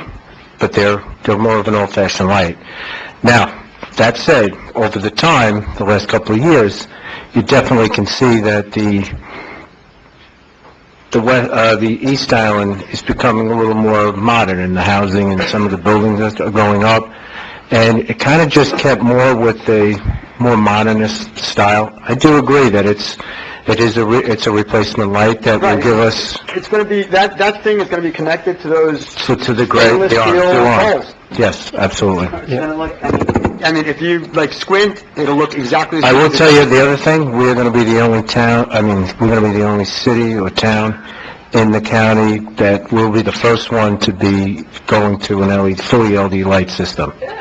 So, that's something, I didn't put it in there, but, When we spoke originally, when community enhancements came on, and I remember this is back when Alberto Ruda was on council and Eileen Wallace on council, we had a whole big discussion about the old-fashioned lighting versus the LED. And, I remember distinctly that it was the overwhelming consensus to have that white crisp lighting, because the technology that we have now is this 20-year-old outdated, where the colors don't reflect at night the same way as they truly are, and not just aesthetically, but also safety-wise, that this was the way we were going to go. I mean, I'm not so impacted as far as the immediate cost, but I think that the aesthetics is not just looking at the actual Cobra head, but really the quality of the lighting. So this didn't exist when we started. No, I know that, and that's my whole point, is that I think this is what we were trying to gear towards. The fact that it costs less is great, but, I mean, if this had cost $100,000 more and the other technology was cheaper, I'd still be going for this, not because of the cost, but just because that white crisp light was what a lot of people on the East Island wanted, especially because on King Concourse it was just brand new. They just finished King Concourse with that lighting, and people wanted that on the East Island, in the interior. So, that, from my opinion, I thought that the quality of the lighting was what people wanted more. Jordan, if I may, at the time, I was not on the council. I remember the conversation and the debate over the light, and I remember coming up and speaking multiple times, saying at that point that I thought it was appropriate for us to look at LED, and I know it was early on, or at least buy, at that time we were talking about the West Island, at least buy fixtures that could be adapted to LED in the future as LED became more in line with practical use. And the council at that time, I believe, voted against it because they wanted a specific design, because they thought the aesthetics were superior for the other design. That being said, I agree with Isaac. The fact of the matter is, I think we have to look at the aesthetics for the East Island and make sure that it does equal at least or exceed the West Island. And in addition, I got to say one thing, I'm a little disappointed. Even though this may be the way we go, I'm quite sure at the last meeting, one of the things I asked for was an ability to have a place where I can go and visit and see what it really looks like. Because the photos are one thing, and it's something completely different for us to go out. And I don't mind driving. I mean, it's part of my job here, is if I have to drive 45 minutes, an hour, or whatever, I'll just go look at a light post. I'll do it. But I wanted to go see a place where these things are already up there rather than on the counter here. And I think before I vote in any way to spend, $250,000 on anything, I want to see what it really looks like in practical use. So I want to see them in use, and if you can give me the location of where they're being used anywhere around. Yeah, the pictures I sent, I think they have the address, but I'll get them, I can get them. Whichever one you have, I'd want to see them first. Because they're not really, there's only a few places that they're actually, shown, or you have a couple that they run every street. just like it's a test. But are you saying that there's only two options that all FPL will give, or is there a possibility, I mean, if you talk to them that they're going to be introducing 3 or 4 or 5 more designs in the next 6 months? Because Possible for us LED to is- locate them somewhere else, No. or they can only come from FPL? No, if you can go, this is what FPL is offering. The teardrop, which we originally, Sorry to interrupt. Yeah. I think that when we were doing lighting on the West Island and starting the community enhancements, we had a couple of light poles that were installed to samples to see what they would look like. Can we put a couple of these in? We did have, there was a light pole in the South Passive Park, Right. if I'm not mistaken, and it was there for some time. That was nowhere near being LED or anything like No, that. I understand, but I'm just saying to see what this would look like. Right, You know, the because- town council at the time decided, this is when we were going to do the West Island, decided on the light poles that are in there now. I do want to remind the council, and many of you weren't on the council at that time, I remember before we started the East Island improvements, Mayor Eileen Wallace brought this item up, and we had originally scheduled lighting similar, light poles for the East Island, and she asked that it be removed from the project, and to stick with the pole, the concrete pole lighting from FPL. If we're, in doing that, and staying in the concrete poles, we're required to stay with what FPL offers.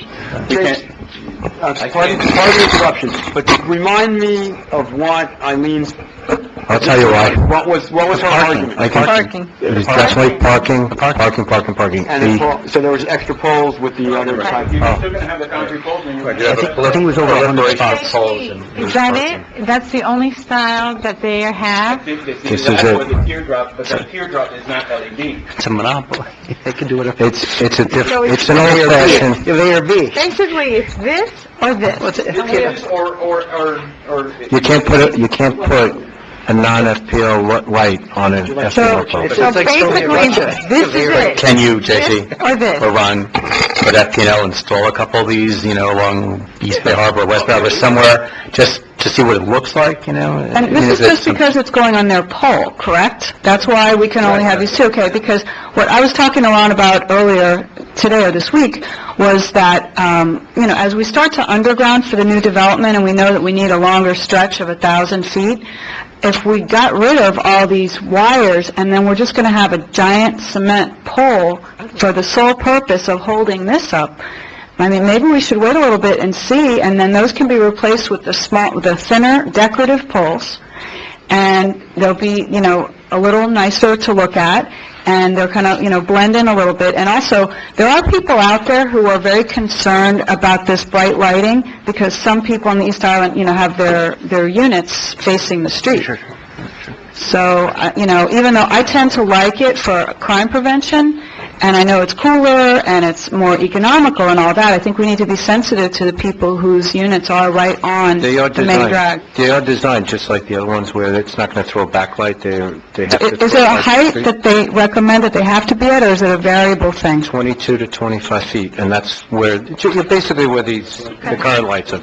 I'm assuming you have the same standard that so many foot candles of light outside the specific perimeter of where it's, okay, so I mean, it's... We had a problem on the West Island at first. No, I know, I remember that was a different animal to this, but I mean... And, just while you're talking about the east and the west, each island, we're Bay Harbor Islands, each has their own unique look, and while the West Island has the nice old-fashioned poles, we do maintain them. This would be, a slightly different look for an island that's multifamily, that is a little more, we're seeing a lot more modern stuff coming in. And I think it would also match up a little bit with what we have on King Concourse, not the color, obviously, but, the LED type fixture. They make modern poles too, right? But it doesn't have to be an ornate pole or an old-fashioned pole. No, I'm not talking, what do you... You said on the West Island that you maintain those poles and that they, they're a Those aren't different LED. style. But Those aren't LED. Right. LED is superior. I think we're but- talking about the pole now, if we were to go to that, right? Yeah, no, I mean, that's exactly, each island has its own kind of look. That was it. And that's another reason I kind of switched on it. I've just got to believe they're going to come up with some new designs or new LED in the next year or so, or 6 months or a year. How much... I was trying to get them in a different color. to see Yeah, if I I'm could get saying them right now, involved. it's like, And they're no. saying, it's like, would you like chicken or chicken, is what they're telling you. Good luck with, you know. But let me ask you real quick, is there an estimate, I didn't see it in here, but is there an estimate for how much we would save on electricity over a period of a year by There is doing a savings, I forget exactly what it was, but it's significant, you know. It's not, But did you ask them if they are coming out in the near future with maybe in black, or did you ask no, them? because these are actually the newest, these are Cree, I believe, and these are the latest LED technology for light street lighting. Yeah. Well, we have two public comments, so let's do that, and then we'll make a decision. Susan Luck?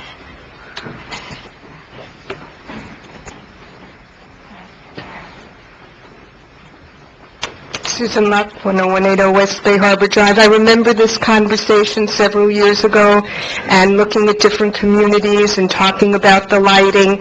And the aesthetics, Jordan, is like art. It's very personal. For me, the aesthetics of, if I can quote, a white, crisp light on our island is not a Walmart parking lot. And I think it's a stark contrast to a community ambiance, and I think we could have lighting that's more appropriate to the island. I know we're having new modern buildings coming in. They're going to have a lot of lighting, I'm sure.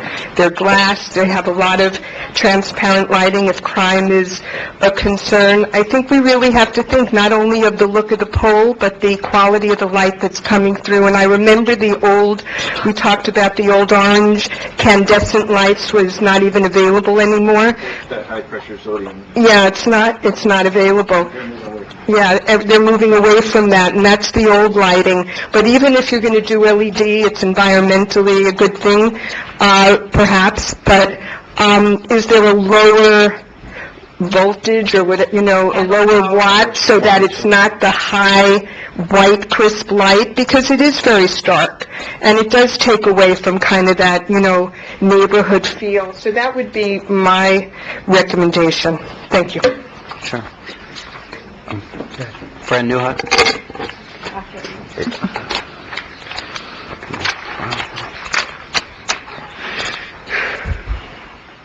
Frances Newhut, 1060 Kane Concourse. And this is a perfect example of not going to the Planning and Zoning Committee. I mean, everything they say is aesthetics, and here you are ignoring them. And that's just like Doris with these committees. I'm sorry, Kelly. The reason why you don't have participants from the residents is because the council makes these decisions for us. There's no such thing as these committees listening to these environmental committee or the Parks and Recreation. So therefore, the first question is, why wasn't this sent to Planning and Zoning? Who wouldn't know more than an architect who deals with lights all the time? And, okay, now I just want to talk about the problems that we've had in the past, and hopefully they won't be repeated. When they put the lights on the West Island, again, was done by the town, and they were outdated lights. And and it probably cost a lot of money to replace those lights. The poles also were outdated, but the lights themselves were glary and whatever. So it cost more in the end. So, number one, are we getting dated, state-of-the-art lights? Or are we getting from someone's basement with LED that first came out?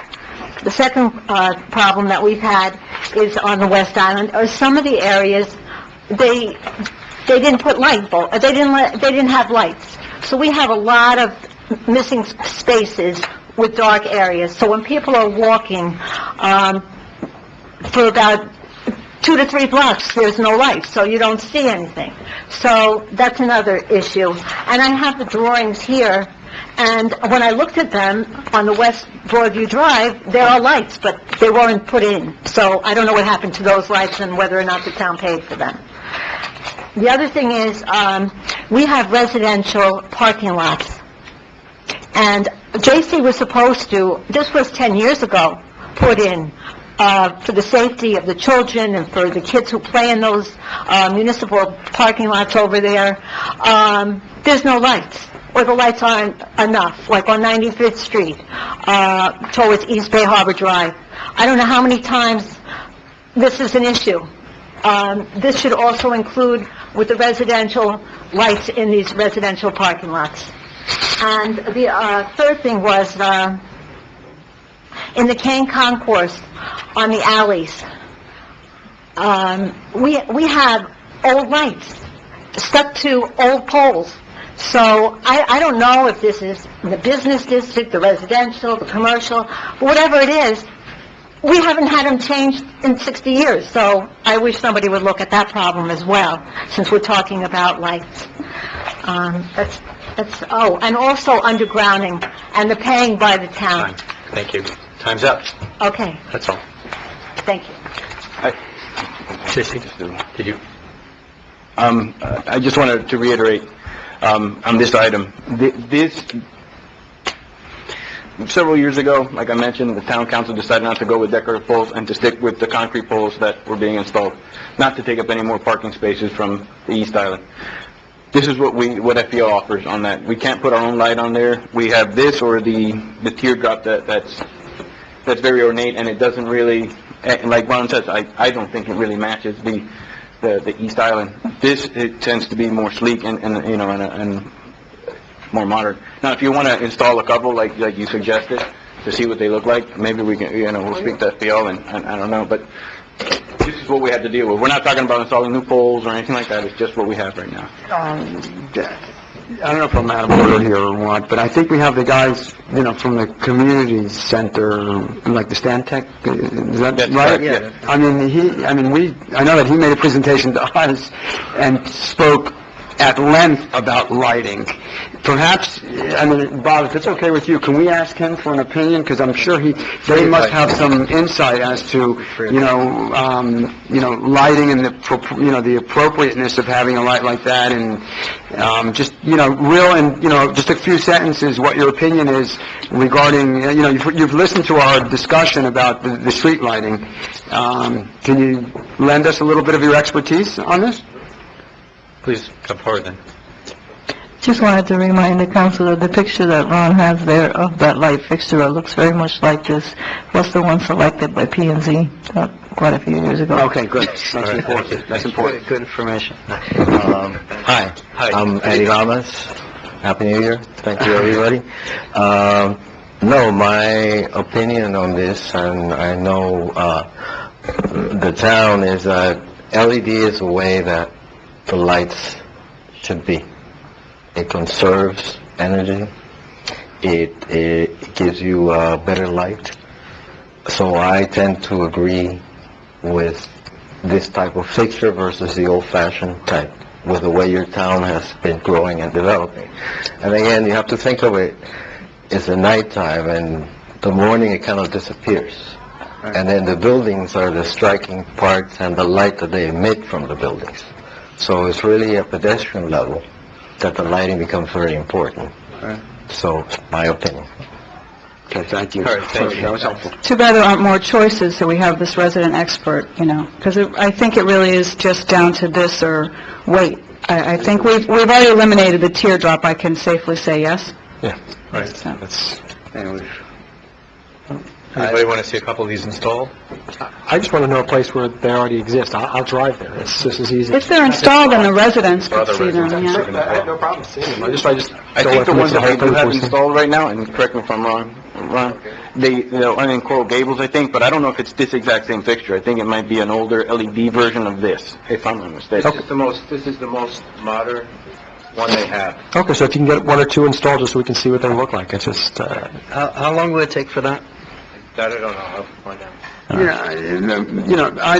I'm convinced that, this is the solution, and I'd hate to just delay this any further, honestly. I know we've been talking about this since I got on the council a long time ago, so, if we're gonna, if it looks like we're gonna go with this, and it looks like we're gonna go with that, so we should just go with that and just order it and get FPL installing these things and get the lights changed, and it'll be done, the project, is this the last component of the community enhancement project on the East Island, so let's just... Can we vote on it? If we're gonna do it, let's just do it. But I say just one thing to remember, that LED technologies, they're just being adopted now and all over, and so they're starting to provide the new design. So what you were doing years and years ago, this didn't exist. I'm just saying, if they're going to come out in the next, it would be bad if we find a design, if we put this in and we didn't know about it because we didn't ask them, that next month they're coming out with a design that we really like. We can ask. Josh, you can't do that. I mean, every time you buy a computer, there's another computer that's going to come out the next month that's going to be better and bigger and faster. I don't spend $250,000 on a computer.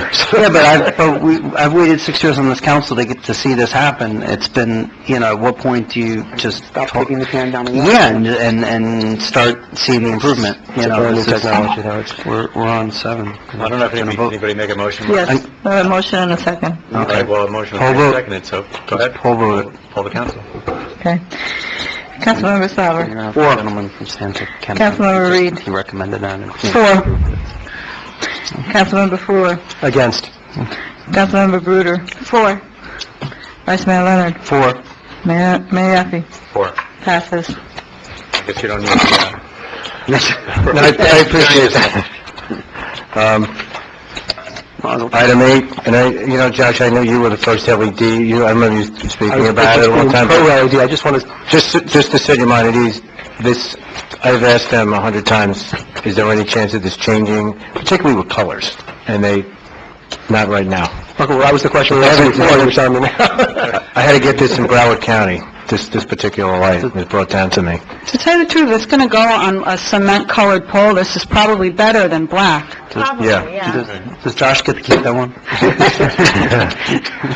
Item 8, discussion requested by Mayor Yaffe regarding the agenda, organization, and duration of council meetings.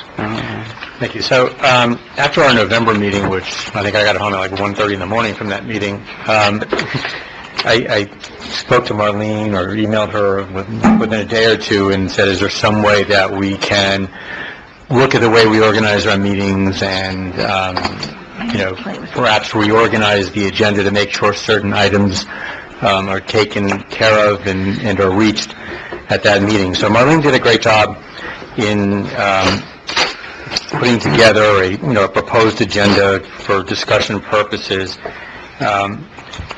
And I did want to mention that back on October 19th of 1976, the town council, being concerned about the length of council meetings, adopted a resolution, which is why you hear us at 10 o'clock making motions to extend the meeting, and their findings were that having the meetings go so late were really not in the best interest, I'm paraphrasing, of either the council or really the administration or members of the community. We'd all, I think, become a little bit less productive as the night wears on. And we have, just sort of as a matter of course, passed that resolution at 10 o'clock every council meeting to go past 10 o'clock. My thought was that, we don't have to end the meetings at 10. We could say 10:30 or 11, but I think at some point in time, we should just cut it off and have a set time that we reconvene. Marlene's original suggestion was that any items not addressed by 10 p.m. will be continued to the following morning at 9 a.m. I would prefer that if we continue items to another meeting, that they be in the evening, again at 7 p.m. and not 9 o'clock in the morning, because a lot of people either have to be at work, and members of the community might not be available at that time either. So if we know that, the meeting is going to continue to the time certain, I think there will be no confusion. But anyway, this is just open for discussion amongst members of the council. I personally just don't feel as productive at, midnight or 1 o'clock in the I morning. have a couple ideas. Okay. First of all, I appreciate you bringing this forward. I think it's really good. I like the part about the resolutions going on the consent agenda. That's done in many, many cities, and if we want to discuss it, we can always pull it off. So I think that will be a savings there. And then I was wondering if it would be an option, maybe just as procedure, not part of a resolution, but if we have an item that, is pretty much a yes or no, like the rodents, for example. Like we kind of figured by looking at the faces who would be here, at some point, if you wanted to give the option, because some people don't even like to come up, but if you were to say, is anybody here, in favor of this or feels the same way, and give the audience, the option to maybe just raise their hand in support instead of going through the coming up, that could save a little bit of time as an option. And then I think, to extend the meeting at 10 o'clock would be good, but I think capping it and finishing at 10 is a little short. I would say maybe 11. Right, yeah. And then I'm wondering if you'd want to do 11 and have a 5-minute intermission that we know would be 10, and maybe even invite like a food truck, a coffee truck, or a coffee vendor. Seriously, if we had a coffee vendor downstairs that the audience at any time, I mean, they could arrive here straight from work and decide, Up here. yeah, right. But, you know, if they could go downstairs at any time, and we could certainly break away, or someone would bring us a coffee, I think that can be helpful, and, you know, definitely. Can we have one of our businesses, I know in the back, there's that coffee place, maybe before we go out to vending, outsource it. Anyone, Yeah, we can go to Unico within our own community and see, maybe they Set up a want to table. set up a table and sell coffee and whatever they want. I would prefer that than an outside store. Also, I'd like to see the town manager report up near the beginning. I still like it because, quite honestly, I think a lot of the citizens are going to want to comment on items that are brought up by the town manager, and it also, I think, sets the focus for most of the meeting if there's certain things that we want to bring up later on. Okay. So maybe manager report at the beginning, but council reports later on, because we tend to take up a lot of time on council reports when members of the audience are, I mean, I know they're all interested in what we have to say, but I think they would rather sometimes have us get to the, you know, to the substance of some of the ordinances and other items that are on the agenda. Well, the other question is, the public comment, so are you going to continue the public comment, or are you Well, going to change? the thought, one of the suggestions is, and I don't, you know, Marlene has researched this, some of the other communities apparently, they have public comment at the beginning of the meeting, and the public comment is not just your good and welfare, but at the beginning of the meeting, you speak about any item that you want to speak about that's on the agenda as well. So all of the public comment occurs at the beginning of the meeting, and not throughout the meeting. That's, you know, that's a suggestion, it's not something that we have to do.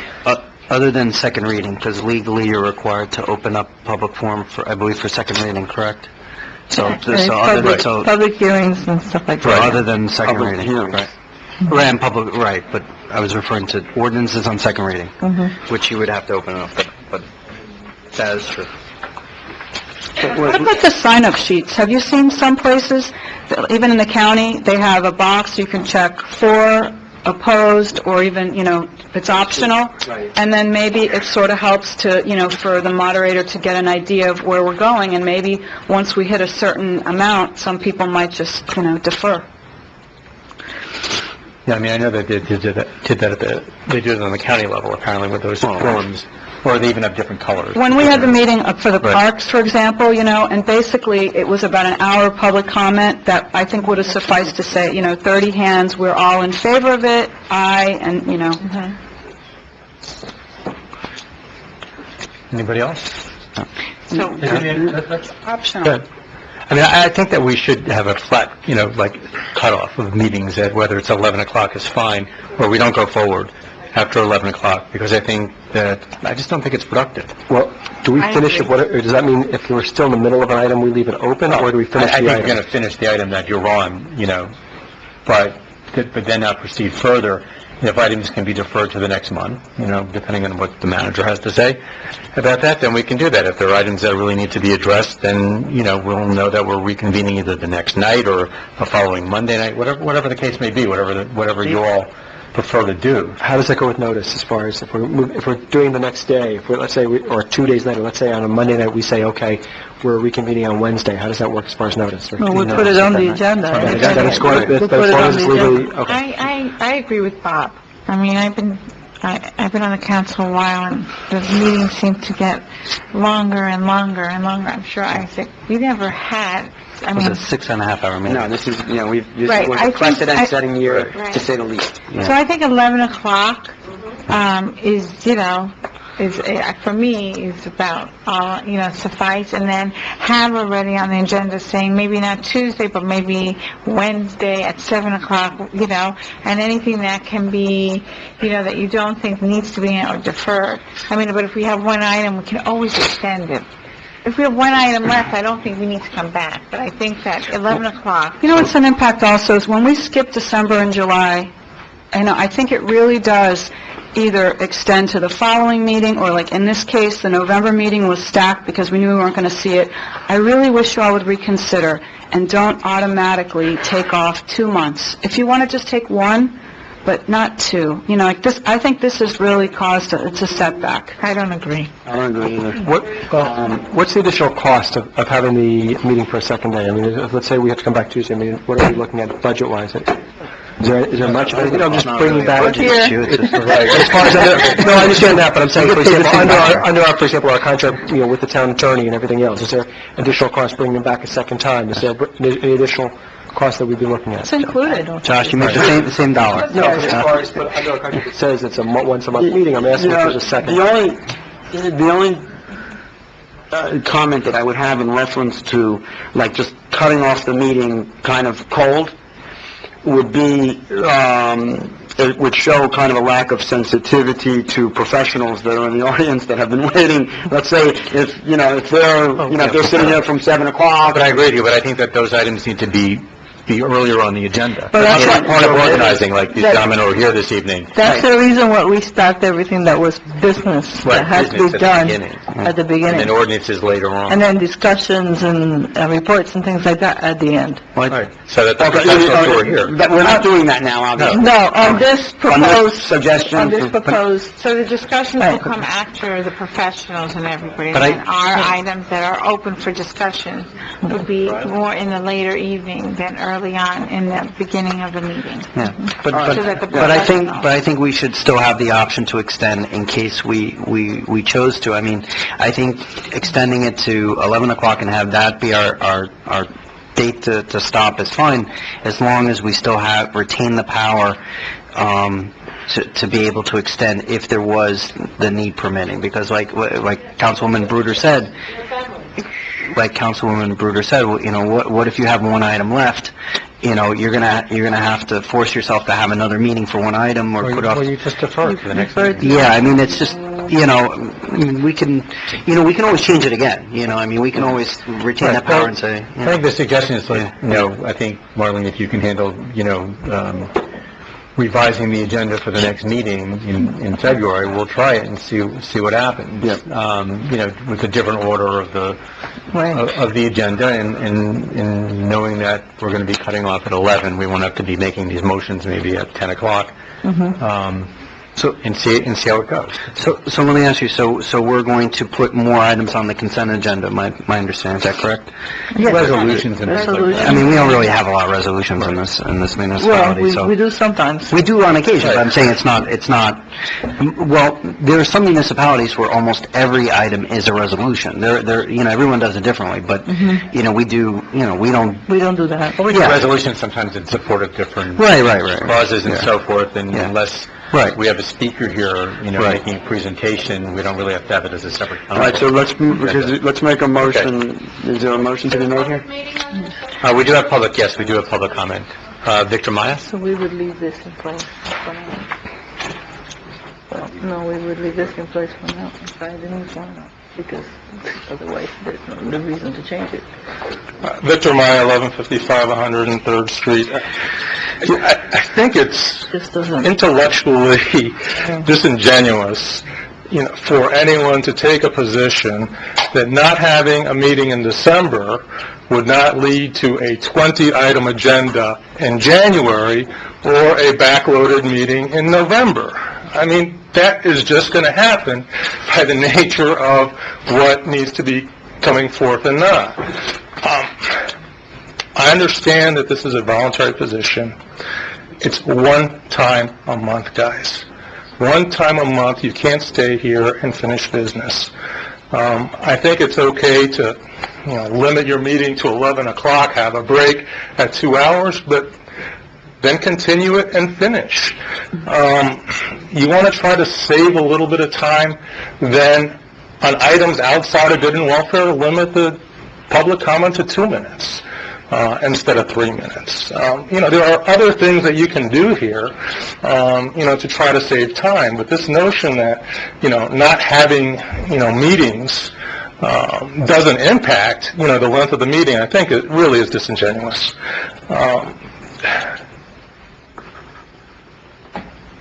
People are dying across the world for freedom and freedom of expression. And I understand we have a little town here, and it's a little microcosm. But I think the impact of what you all are considering here, in the broader sense, is limiting and suppressing the impact of the citizens to speak and react. When you want to come back the next day, or 2 days later, or 3 days later, who's going to decide what's important, what's not important to bring back, and so on and so forth? I think it's dangerous. Paul Ruthfield?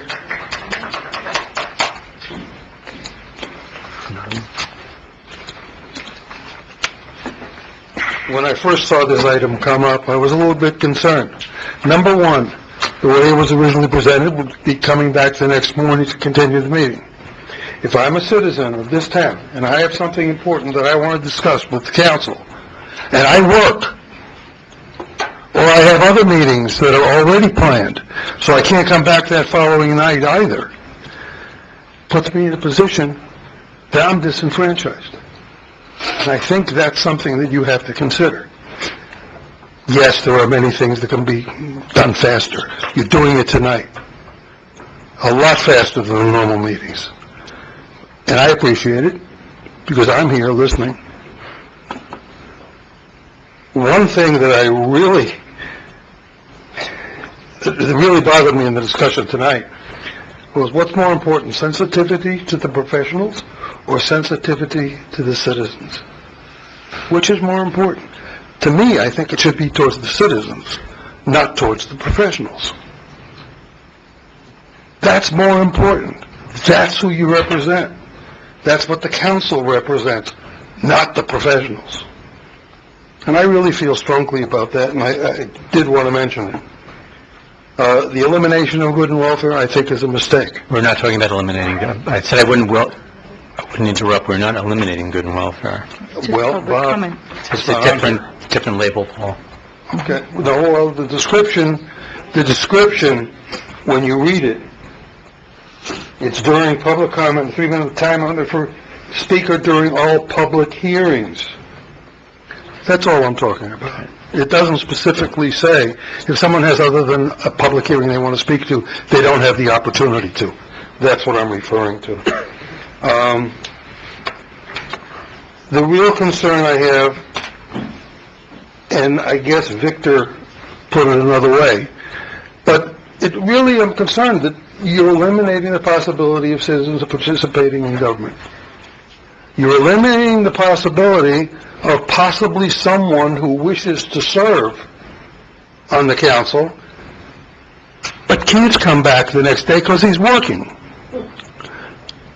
I don't think that's fair either. He should have just the same opportunity.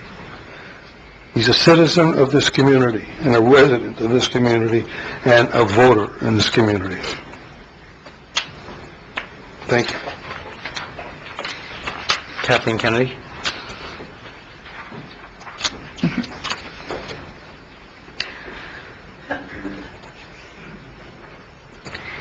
Kathleen Kennedy, 9721 East Bay Harbor Drive.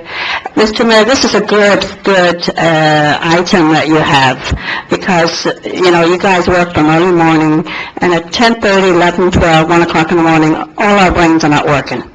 So I think it's a really good idea. I think 11 o'clock is very good, Kelly. And I think that, did I hear him say that about good and welfare? You're not eliminating good and welfare. Oh, okay. Just reorganizing. Yeah. But also, what I would like to, and I don't know if I'm allowed to discuss this, I think that you guys should consider giving the council people salaries so that you can get qualified good people to come to the council. Because working for $1 is crapola.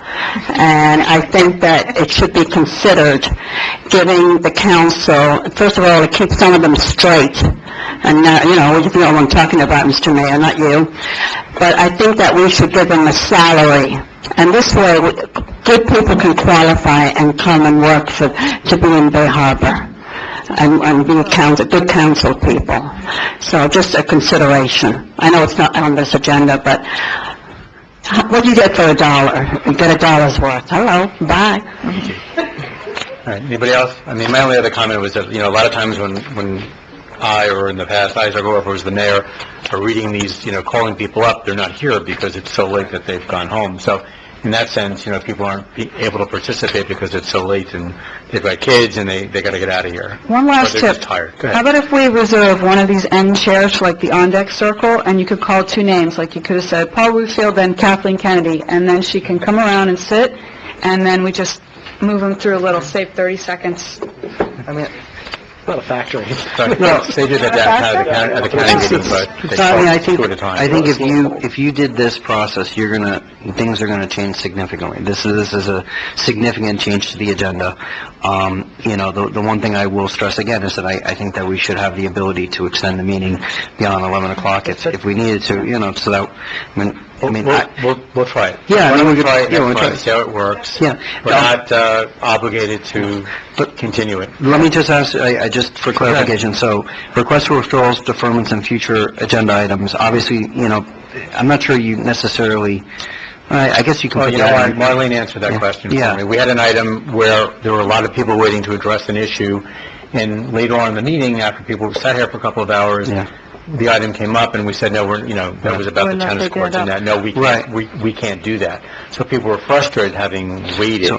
So if you announce at the beginning of the meeting that we're not going to be discussing such and such, then people who were here, if they don't want to stay for the meeting, will leave. But this also would be the point where you could move up an item in case there was a significant amount of people, so, okay. And then the town manager item, so if someone on the council had a specific item to be discussed, that would be, where on the agenda would that be? Discussion. That would be under discussion item, so that would be we would be on the bottom, pretty much. Yes, town manager is intended to have business, obviously, like paying for the lights. Well, the other question is, that raises a good point, because at what is the threshold for something being on the consent agenda versus being under town manager? Is it a monetary threshold, or at what point, what's the... Well, the manager only has the ability to approve $10,000 at the moment. Right. So anything over $10,000 pretty much comes to the council unless it's an emergency No, expenditure. I'm referring to a consent agenda versus town manager. Well, you can set that if you want to have things on the consent agenda for some cities do that. There are expenditures for less than $50,000 go on consent. Just to address that? Yeah, please. If I may, I've been, Ron's been here for a while now, and I can tell you from experience and from a practical standpoint, Ron is very conservative about the way he puts his items on the agenda. He puts items that are below his threshold on the agenda. He puts anything that he knows will raise some discussion amongst the council on the agenda. He is really good about that. So I wouldn't really, I don't think it's productive for us to nitpick the consent agenda, because I think Ron knows perfectly well what goes on a consent agenda. Yeah, no, he's done a good job. I have only, I just want clarification. So are we going to have everybody who wants to talk come at the beginning? I was going to ask that too. Because what I hear is that people want to be able to express themselves, and so to give everybody the opportunity to express themselves, are we having them, you said in some meetings they come, and let's say because I want to hear from And that's them. fine. So let's keep good and welfare at the beginning, and then have, and then people can sign up for items as they're doing now. I think if we find, there was a suggestion, Victor Maya said that perhaps on certain items it's 2 minutes instead of 3 minutes. 3 minutes for good and welfare. Right. 2 minutes to talk about a specific, legislation, for example. If you have more than 5 sheets or something, if you have a long list Right, or of we can things. cut it down to 2 minutes or something like that. Or set the option. You put something on the agenda to make it clear that it's 2 or 3 minutes, 2 to 3 minutes. Well, I think whatever you do, you have to be consistent, so I think, Well, let's... But that's a big thing. I mean, when you look at, what happened at the last council meeting, a large part of it was because there was a tremendous amount of discussion, and, by the time we actually got to the normal course of the agenda, you're about 3 hours into it, actually. It really had very little to do with not having an upcoming meeting. It had to do with because there was a tremendous amount of discussion from a group of individuals. So, the question is, how much comment are you going to get? Because from comment from not just the public, but also from the council too. It's not, it's not just the public, it's also the council, takes a lot of time speaking on agenda items, and next thing you know, it's 1:30 in the morning. So... We might have a discussion in the future, as you said. Yeah, I'm just... certain items. I polled some colleagues, as I'm sure you all did too, and I was told in one city that the council is limited to 3 minutes because I guess they have followed. I'm not suggesting that, but... One thing before I guess, we should wrap this up, Bob, but, if I may, one thing, I request from Marlene that the voting order change every item. Okay? I know, look, it's nothing personal, but I don't want to have to vote first on everything because you're starting from the bottom up. No, I have to... Okay, I want it to change on I want someone else to be first every vote that we take, period. Okay, no, I move Isaac votes first on everything for everyone.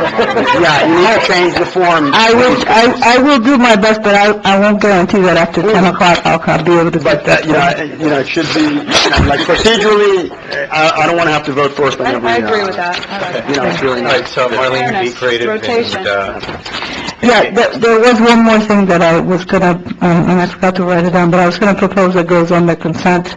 We have a rule now that all of the, the proposals that go out be brought to the council before they go out. There are fees. If that goes on the consent and nobody has a comment, it would be a lot faster than having to put it on the rest of the That's fine, agenda. it could always be pulled off. It could be pulled off if you... That's fine. That's good, yeah, all right, thank you. All right, item number 9, Ron? Discussion requested by Vice Mayor Leonard about the possibility of adding fitness equipment to the other town parks.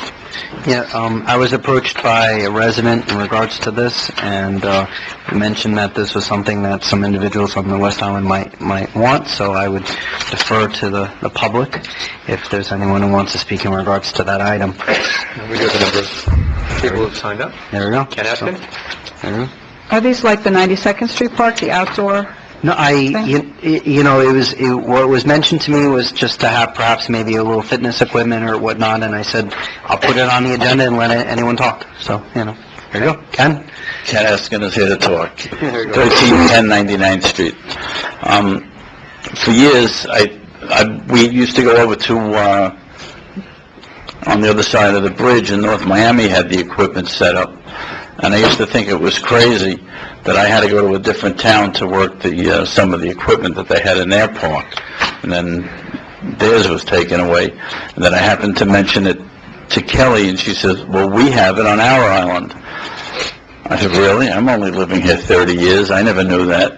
And in 97th Street Park, we had it. Of course, I live on the West Island.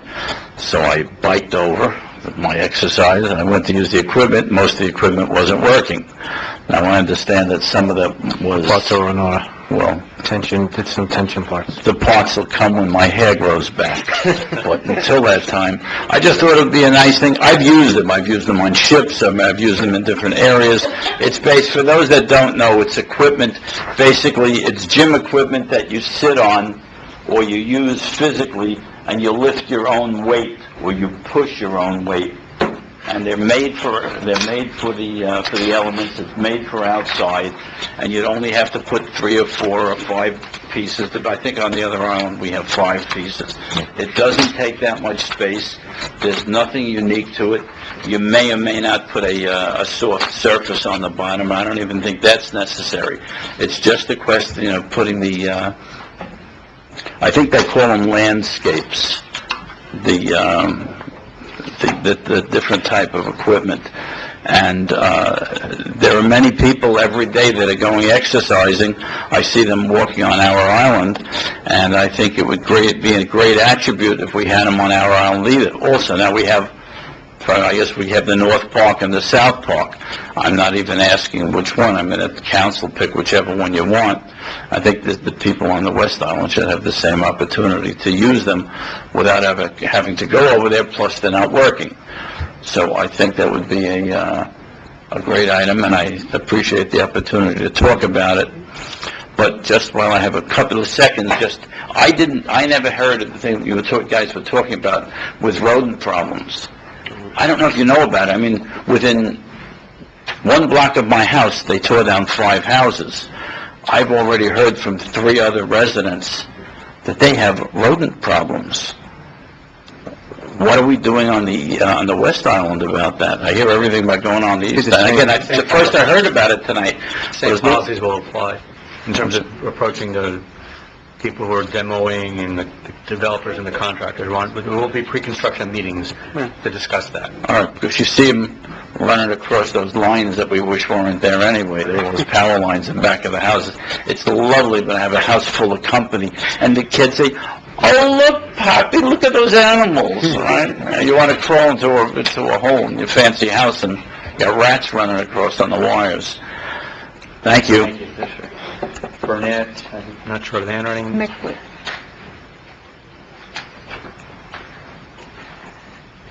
Mickley? Good evening, Burnett Migley, 1075 92nd Street. I find this interesting that we want to add more gym equipment. I walk or run or whatever at 5:30 in the morning. And up until a few months ago, the park was open. I could use the equipment. All of a sudden it's locked. Oh, we have to lock it. What's the point of having a guy if you can't use it? You know what I mean? I can't use it times otherwise, so I'm busy doing other things. So why would you want to add more stuff? You're going to lock it up and can't use it anyway. That's my only comment on that. And then, yes, we have rats, but that's another whole story. Okay? Thank you. Is it locked? Francis Newhart?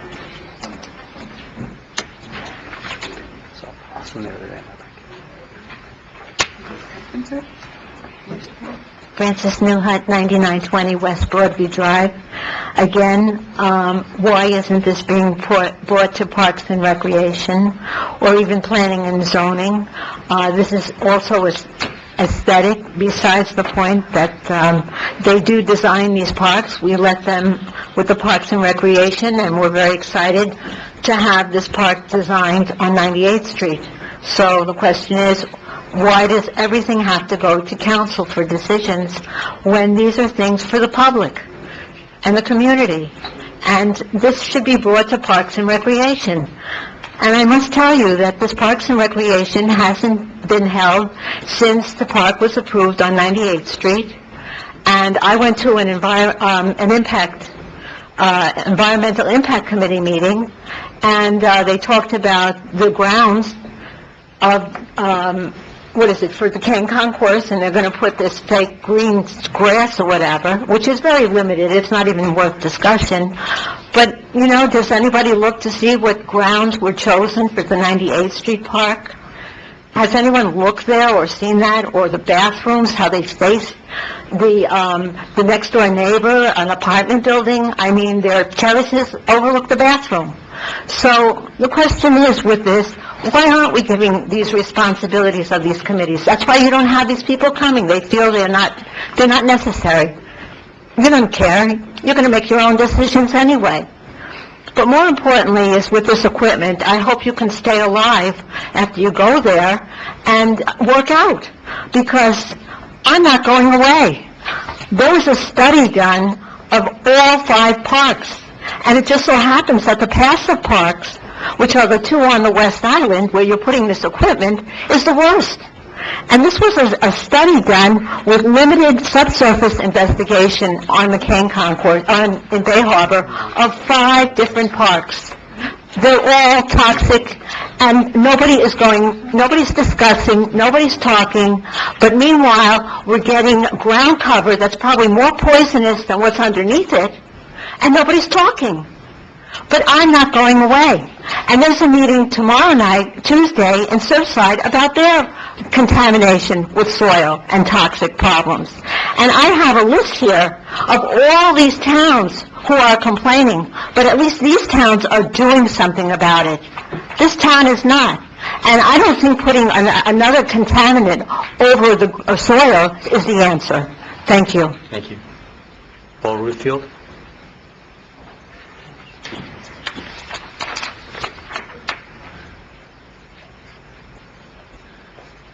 First of all, if you'd like to take a look at something that... State your name and address. Philadelphia, 1231 95th Street.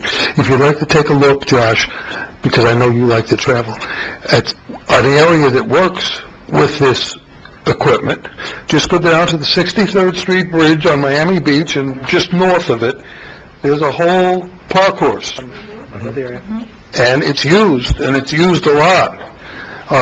When I first saw this, I was concerned that they were thinking about putting it in the top lot. Worst thing in the world. I wouldn't let my kids play in that top lot. They'd hurt themselves, or somebody would hurt them. It wouldn't make any sense. When it was originally proposed in the 98th Street Park, it made sense, because you had bathrooms there, and you have 3 times the area in that park that you have in the tot lot. Additionally, in the passive parks, one of the things that's nice about this island is that we can look out, or we can walk around, or we can drive past and see empty areas with nothing in them that people can enjoy just by sitting on a bench and watching something. To take that away, I just think would be a big mistake.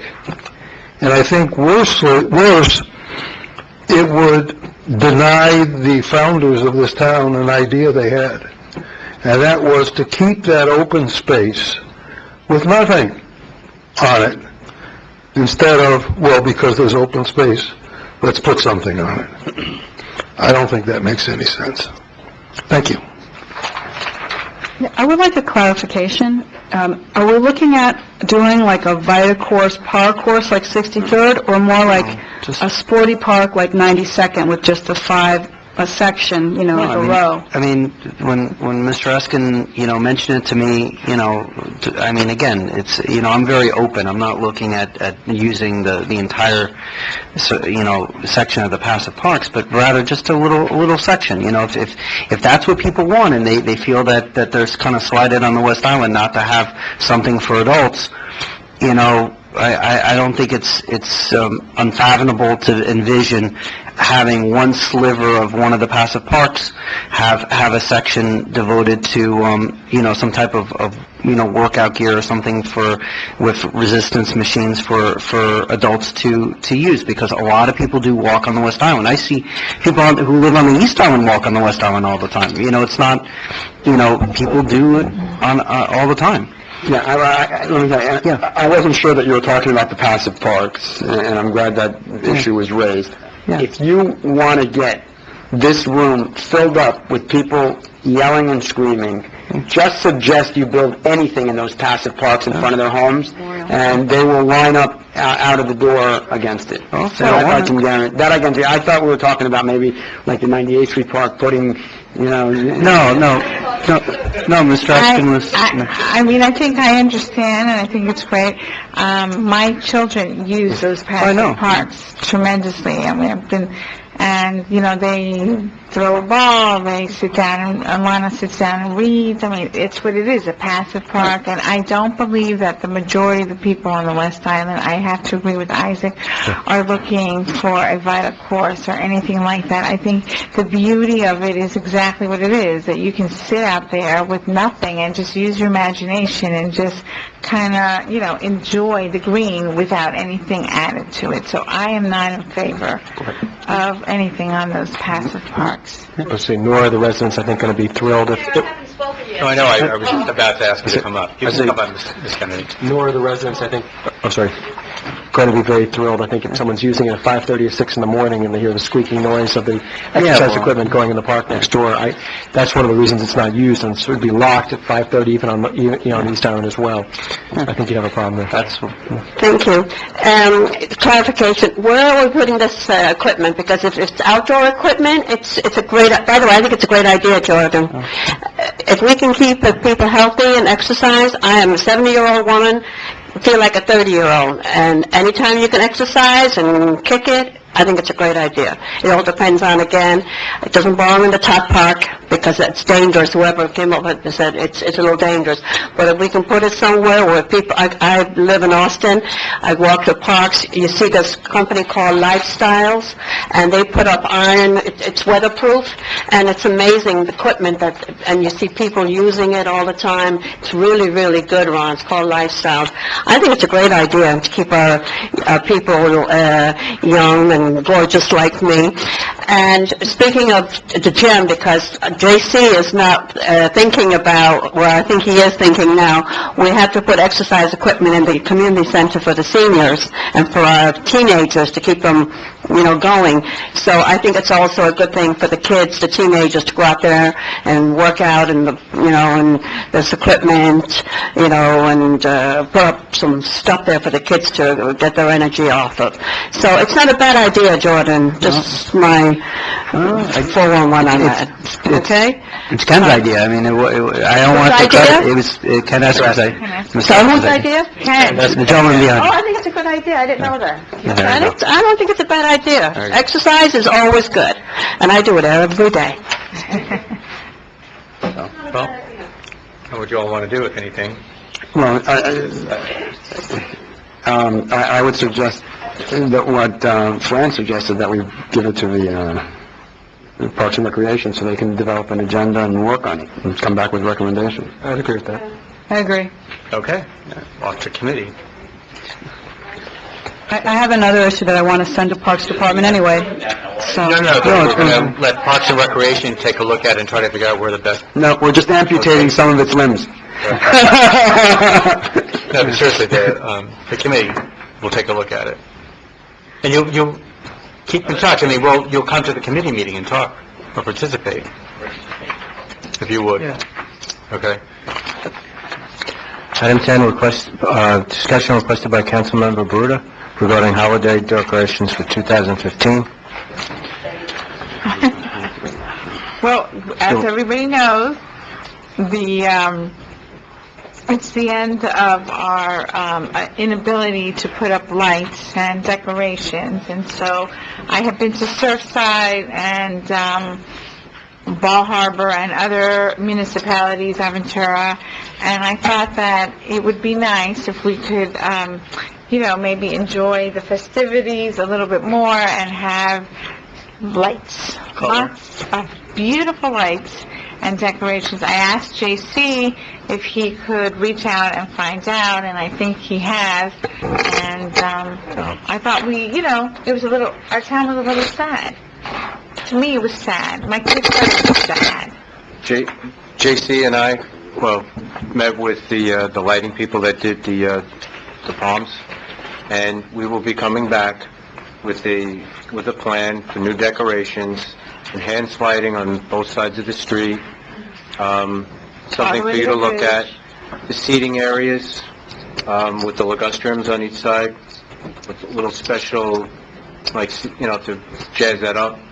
And I'm exploring right now getting power on 96th Street into those medians. It's something I've always thought about, but just never got to.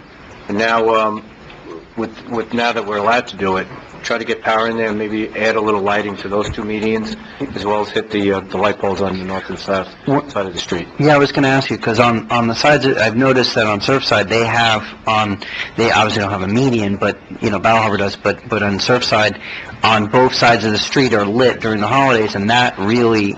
Right. That really makes that look. So that's what you're going to do. A number of people have asked me, and members of our community have asked me, why can't we do that? Explain it, but for the future, that would be quite nice. A nice plan. Yeah, we're going to come back with a plan. It's going to go all the way to the bridge, right? All the way across. The idea is to do it.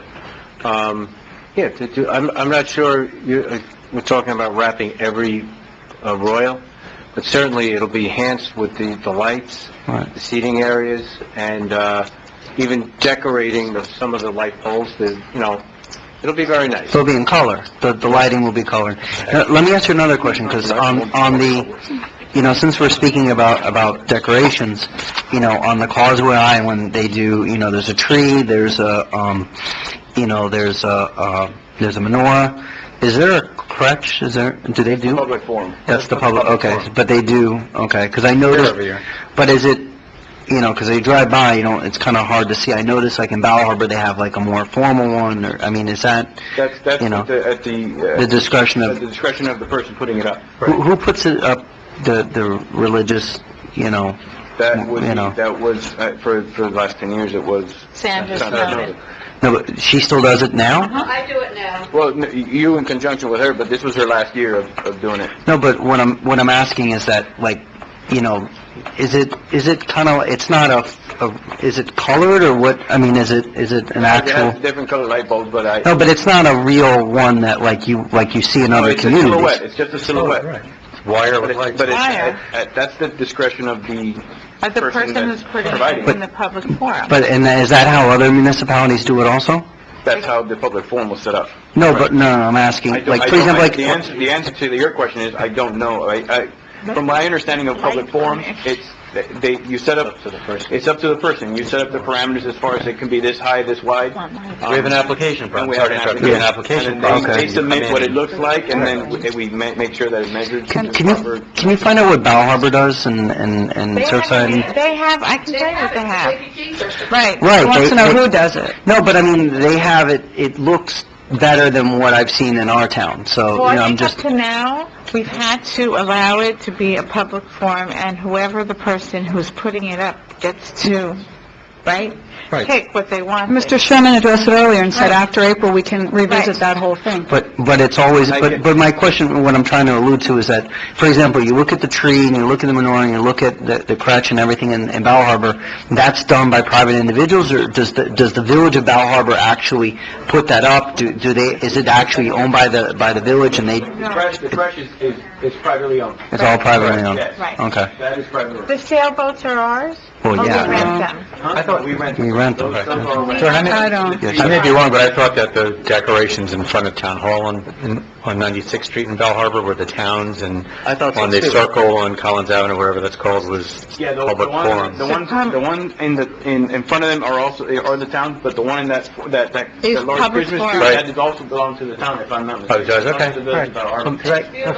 Because I think that, whatever we do, we should be, open to all faiths do something, but I think that, for those individuals that are Jewish, you have a menorah, but I think that, for those individuals that are, of, Christian Catholic faith, I think that having a crutch is a very important part, and I think that's something that should be part of it too, not just a tree. But I think that it should be a real crutch and not just a color. No disrespect to what was done previously, but I think that when I look at other communities, that's, it's a very important part of it. But Bal Harbor does not provide that. That is part of the public forum, where individuals that want to display it, they come forward and they fill out the application. I'm sure we can find someone who will donate one, I'm sure. But isn't that part of the case law? Forget about the ruling that we're bound by, but can we put those, what do they call them, the religious symbols? I thought we had forevermore that it was recommended that all towns stick to the non-religious, whatever the term is. Non-religious, generic, beautiful lights. Well, there's a holiday symbol, like a Christmas tree is not a religious symbol. Craig can address that, either tonight or another day, because we had many discussions. The law is right, 10 years ago, right. The law's in flux, the case law's all over the place. The United States Supreme Court has made some key rulings. One of these days, if it becomes relevant, if we're not going to have a public forum anymore, take it back, I'll give the council a memo on the current state of the law, which is changing. Right now, the law is pretty clear that a Christmas tree and the menorah are not religious symbols. They're holiday symbols, not religious symbols. So, to answer your question, there is a lot of law on it. Yeah, some public comment, Kathleen Kennedy.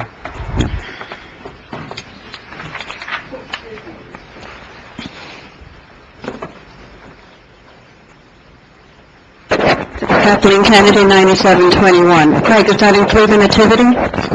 No, the nativity is a religious symbol. So that does not, and isn't the menorah a religious symbol? Well, the courts have held that it's just become a holiday, an indication of the holiday, like a Christmas tree. It's become so commercialized. And the courts are pretty uniform on that. Okay. Stephanie, I think you should head this Christmas decorations for our town and light it up like you would not believe. We deserve it after 10 years. I also think that we should get the developers to pay for it like Surfside, because I think Surfside looks beautiful, and thanks to the developers who lit it up. And I think that you should get Gabrielle Bono and all these guys here together, and they should donate our decorations, Ron, to light up this place. After all, they benefit too, because if we light up this town, and I agree with you, I like the theory that you like, musical things. Don't make it religious, just make it happy for everybody. I think your concept is beautiful, Stephanie, and let's just take it all the way to the bridge. We deserve it. It's been too long, and let's do it. And if we're going to do it, let's do it grand. And I know Ron will, because he's got something up there on the bridge now as you're coming in, from what I hear, Ron, and you're going to light that thing up too. So let's make it a grand, grand thing. Okay? Promise. All right, thank you. So, Stephanie, head it up. Okay, we need a Francis Newhut.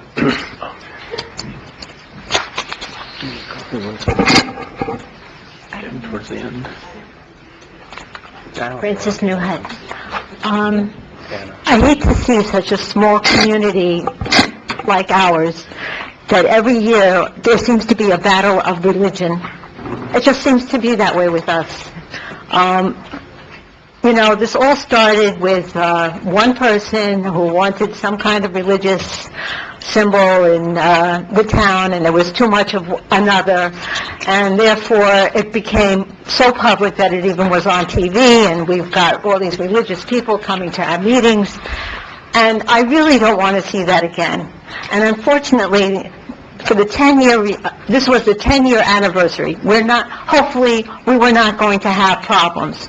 But throughout the whole Christmas season, all it did was create more problems. And why? Because if you look on the Causeway Island, where these things are, I saw people trying to go. I know that Ron said they're not allowed. But you know what? When you have these Christmas things, people, I don't know why, they just want to go up and touch it or feel it or look at it. But they're crossing over the demolition, the bridge that fell apart. I mean, they just want to go and see these things, and they just happen to be on the Causeway Island. And I thought it was unfair, because you couldn't even approach what these people were trying to go see. And unfortunately, on the King Concourse, which is where these problems began, is that where we have all our functions, all our town functions, you have a ceremony. And on the next day, you have their symbolism. I don't care if menorah is a symbol of religion or not. They had a ceremony. They had people there. And I'm not Christian. But you know what? It really looks bad. And it looks bad for us as Jewish people, what we are doing to our Christian neighbors in this town. You can't do that. And that's what you did for this holiday. And I think it's a disgrace. And I hope this does not happen next year. And hopefully, Stephanie, you will put something together that is equal for everyone. Ceremonies for everyone. Not someone who runs over and knows how to play the government system and gets a permit to have a Jewish ceremony, but the poor person doesn't know, has to go over to a Christmas tree over on the causeway and get killed just so they can have their ceremony. It was terrible this year, and please, Stephanie, please don't have it repeated. I really don't want to be in the newspaper. Thank you. Well, I don't think they got a permit. Remember, I don't know what was going on there. It was private property. My understanding, so let's make sure we're clear, because I got a call on it, and I did call Ron, and I did ask him to follow through, and it was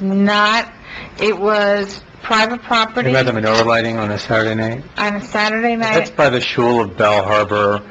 organizes that, and they go to different communities. I think they do it in Bell Harbor, and they do it in Surfside. It has nothing, it's not town action, it has nothing to do with the town of Bay Harbor Islands. It is not sponsored by the town of Bay Harbor Islands. It is not permitted. I mean, there are no permits given by the town of Bay Harbor Islands. I don't know anything about how they organize it, other than, I would assume that somebody from the shul asks the owner of the property if they could use the property. So it's not a town-sponsored activity. Well, I think it's very deceiving, because all of our town activities, we've got the picnic, we've got the snow program, we've got every program we can imagine, every function is on that property. I understand, but that property does not belong to us, and I specifically asked, and he gave, it's private property, just like we asked permission to be able to use that property. He gave permission for them to use that property. We, the town, cannot stop somebody from using private property and having a party or anything else. Religious event, I mean, that's... I can't, Okay, but Stephanie... I understand what you're saying.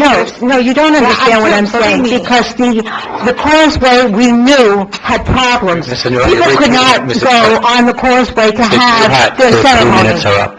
Okay. Thank you. Well, I had 24 seconds left, and he took it off.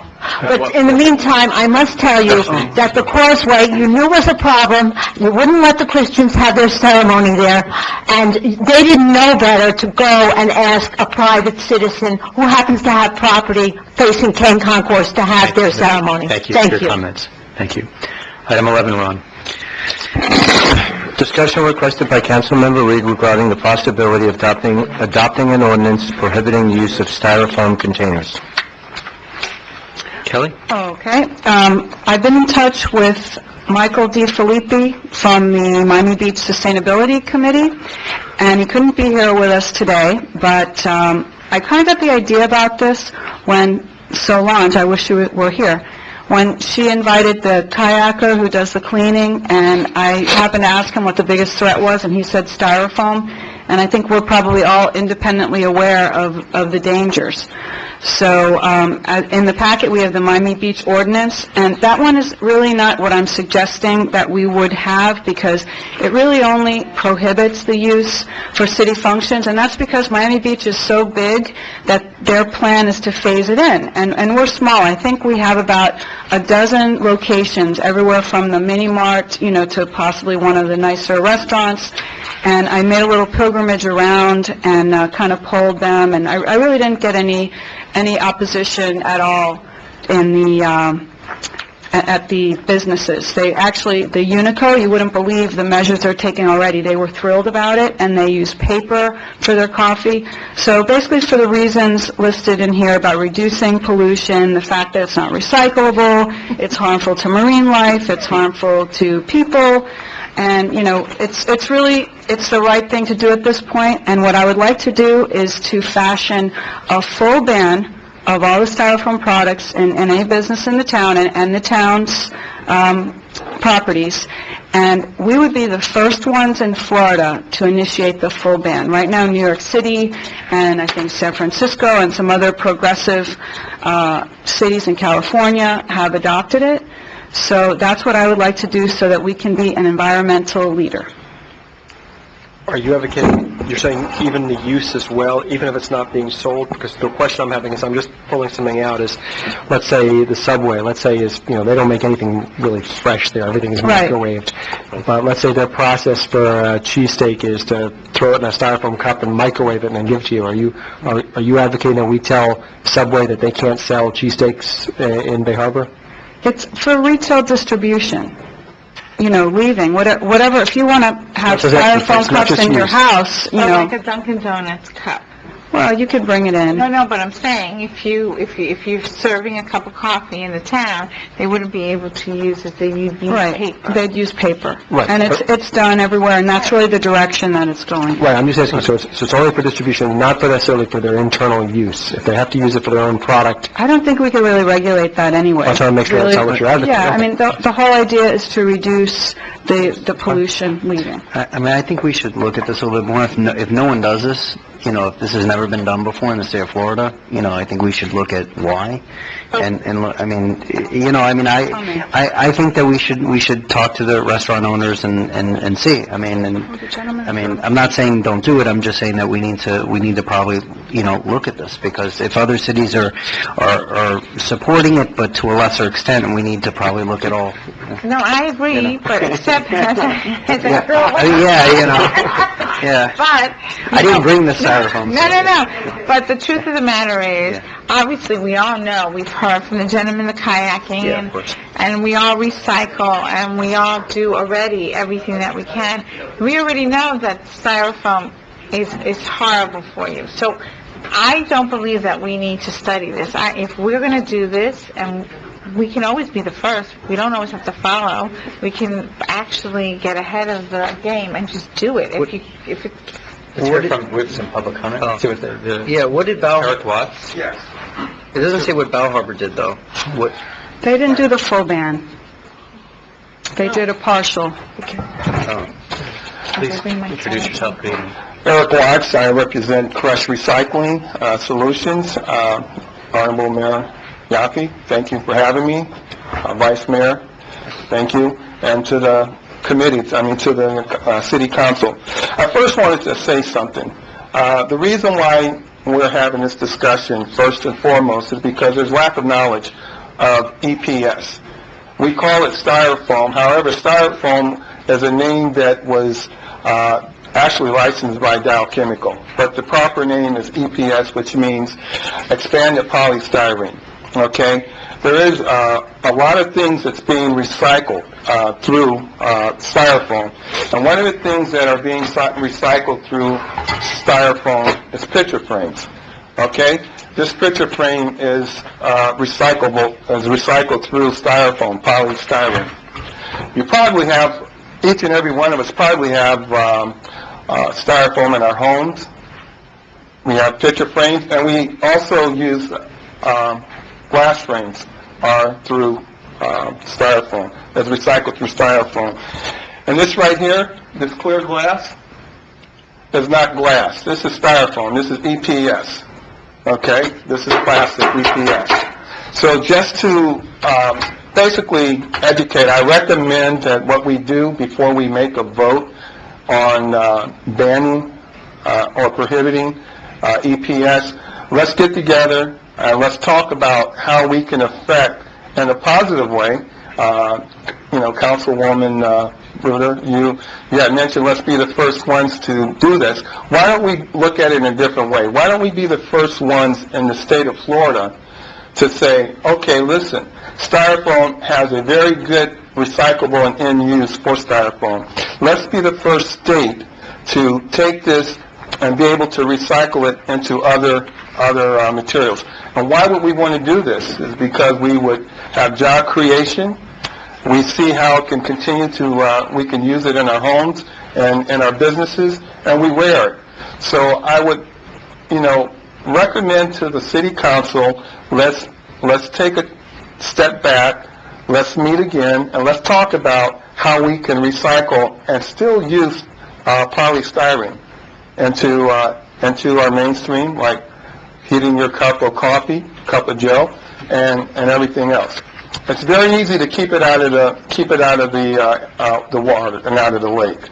I mean, you still have people coming in, you still have your maintenance guys cleaning up anyway. I'm quite sure they pick up plastic, they pick up a lot of debris. And what we do is basically divert this from the landfills as well. You're absolutely right that it takes over 500 years for it to biodisintegrate, but we actually have used this for various things. I have a few questions, Sure. if you don't mind. What was the name of your company? Crush Recycling Solutions. Crush? Yes. How do you spell that? C-R-U-S-H. Oh, Crush. Crush. Sorry. Yes. I thought he was saying...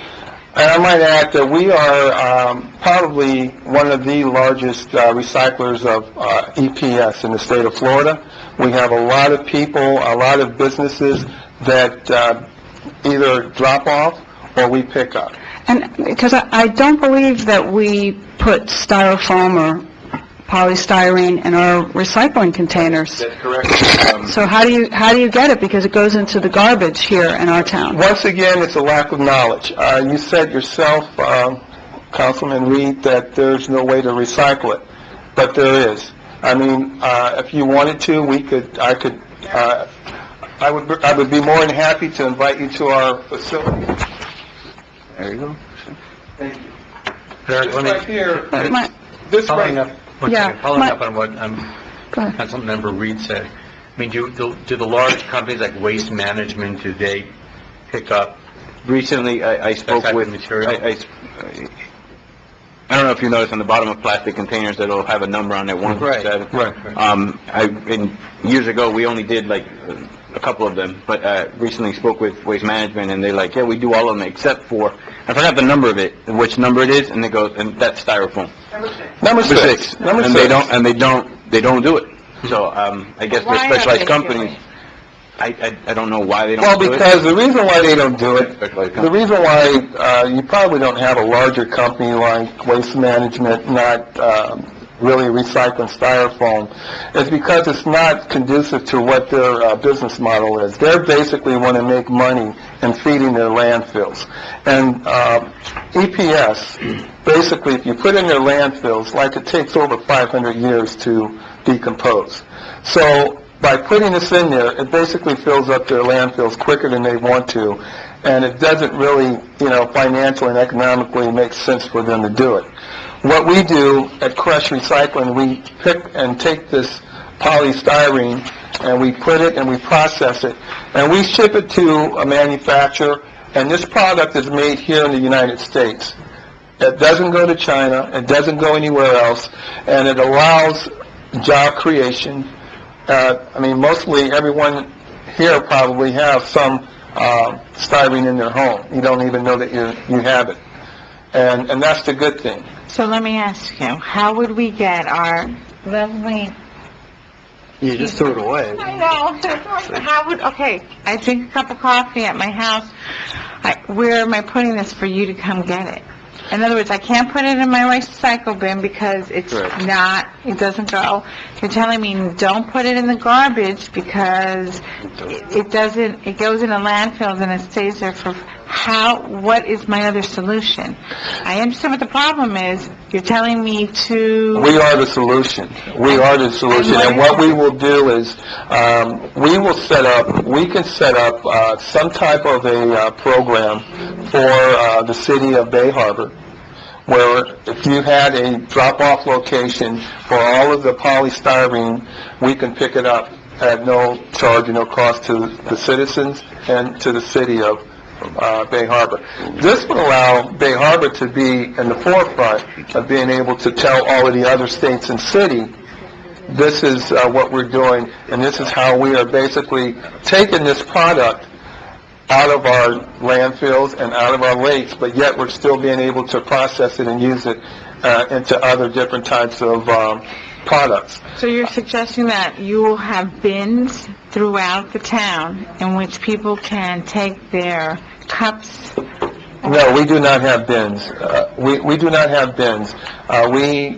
We're currently right now, we have our own facility. It's a 40,000 square foot facility, but we are more than happy to work out with the city to establish some kind of a drop-off location where we can pick it up for you and the citizens. Like for batteries, we offer recycling batteries where you bring in your batteries to town hall and we take care of it for you. So you're proposing something like that type of yes. Which I like better than simply just banning something if there's a better use. I mean, like for example, if you go to in Surfside, I know restaurants in Surfside that use styrofoam. I mean, I know but these are food products. I'm not going to take this, hold on to it, with all due respect. Most people are not going to hold it, wash it, and then go to town hall and drop it off. It's just not, it's not... And I don't think... You will be surprised. I had, in fact, Saturday, Mayor, in fact, Saturday, we had a doctor come all the way from Fort Pierce, drove down from Fort Pierce to our facility, and they brought the type of cups and everything. How much gas did he use to get there? Huh? How much gas did he use to get there? But see, the issue is not how much gas is. It's a concern is that he knew that there was a place to bring a place to put it. All right, let's hear from a couple of other people. Thank you. Okay. Sir. Javier? Sorry, couldn't read your last name, but he'll introduce us. Yourself. Kitay-Gorowski. Javier Kitay-Gorowski. Thank you for having me today. I actually represent the Dark Container. If you take a look at the bottom of your cap right there, that's the company that I work for. We are the largest manufacturer in the world of EPS, home service products, as well as paper, food service products, plastic, all type of plastics. I'm not an expert on recycling, but I do work in the South Florida market. That's my market. And just to add a few things from what Eric was saying here, I'd like to correct Mrs. Kelly here when she said about a paper cup being recycled. That's actually cups. Let me say that that's the number one item we sell. Not only Dunkin' Donuts, but we can name anybody. McDonald's, Wendy's, Starbucks, we all do, all our customers. She said that the paper cups are recyclable, and these are not. The paper cups has a polyethylene line between the paper and the plastic in order for the liquid not to go out the cup. So when Eric would receive a cup like that, he would not be able to separate that plastic from the cup. So when you guys throw the paper cup in the recycle bin thinking that that will be recycled, actually it's not. So if we are trying to do a good thing for the environment, the reality is that we need to implement a plant like Eric was saying here. So let me ask you, since you are one of the largest manufacturer of these products, what is your responsibility? You're telling me not to ban it, but you haven't given me any solution of what I should do. I understand what he wants to do. He wants to pick it up and use it. You want to sell it. Right. Now, I have no problem having this recycled, but you haven't given me the solution besides going to town hall, which I think is not going to happen for the majority of the people, a solution of how I'm going to get this product to that gentleman. And you're selling it, which I understand you want to keep it on the market. It's part of your product. What is your company willing to do to help us to recycle it? Okay. Well, first of all, note that what we have today is worse than what they are using. Meaning that, like I said, there are many other products. If you think about it, banning foam will increment, and I will answer your question in a second. Let me just I'm only interested in what your company, you're here representing a company and telling me not to ban it. Are you willing to donate all the recycling bins around town? I'm going to answer your question if you allow me to just, I will answer.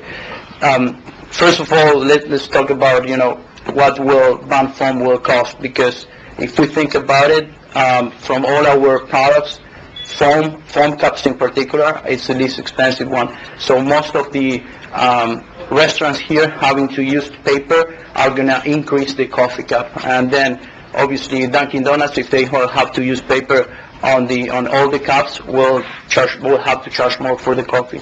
Having said that, we as a company, besides trying to sell our products, we take care of the environment a lot. We are actually one of the largest recycler foams in the world.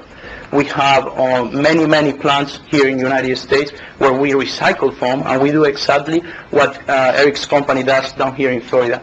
So we have different programs where we offer our customers, and we are willing to talk to you about programs where Dark Container can maybe implement here in Bay Harbor. The reason why Miami Beach and other cities down here have done this yet, it's because we didn't have the opportunity to talk to them about our recycling programs. We would be very greatly to talk to you about it. One representative from our company will travel and will talk to you about it. And I'm not the right person to explain the program, right? Kelly. Yeah, I have two questions for you. Sure. You said you did not talk to Miami Beach? Not me, not myself. Okay, but did anyone from your company, and I'm pretty sure that members representing both of these companies did speak before Miami Beach's Sustainability Committee and the presentation to the commission, right? And they passed it after that, because that's what I'm told, by the Sustainability Committee. I don't think we spoke, So, sorry. okay, so there were, I know you said you weren't, but nobody from your company, because, well, I understand anyway that the points were made before it was passed there. And then I'm just curious, you don't even have to answer this if you don't want to, but none of you live in Bay Harbor. How did you know about our meeting tonight? Because I've been told about this meeting. Who? We're someone within our company. Oh, okay. Yeah, we are aware of what's I'm just going on in South Florida, of some cities being kind of a trend without It's called transparency. in our opinion, with some lack of knowledge. So we are trying to just come up and say, hey, we I'm just can't curious help. what our span is. I mean, that's pretty good if it went, you come from Jacksonville, did you say? No, I live right here in North Florida Village. I actually manage the South Florida market, so I work in the South Florida market. I don't manage Would you be this. interested in recycling as an option? I think we have other speakers. I think there's other problems with it, but I think... Thank you, sir. Yeah. We're going to have a couple other speakers. Susan Locke?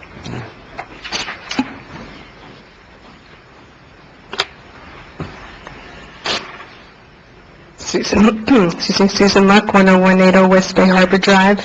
I think there's another issue with this that, of course, I can't help but bring up, but the health effects of styrofoam that no one talks about, because it's on many websites, including research driven, because styrofoam does give off a benzene in hot water. It is a monomer of benzene, and benzene is a neurotoxin, and it is carcinogenic, and I just think it might be interesting, if not to ban it. I didn't realize this was on the agenda, but maybe an education campaign for our community.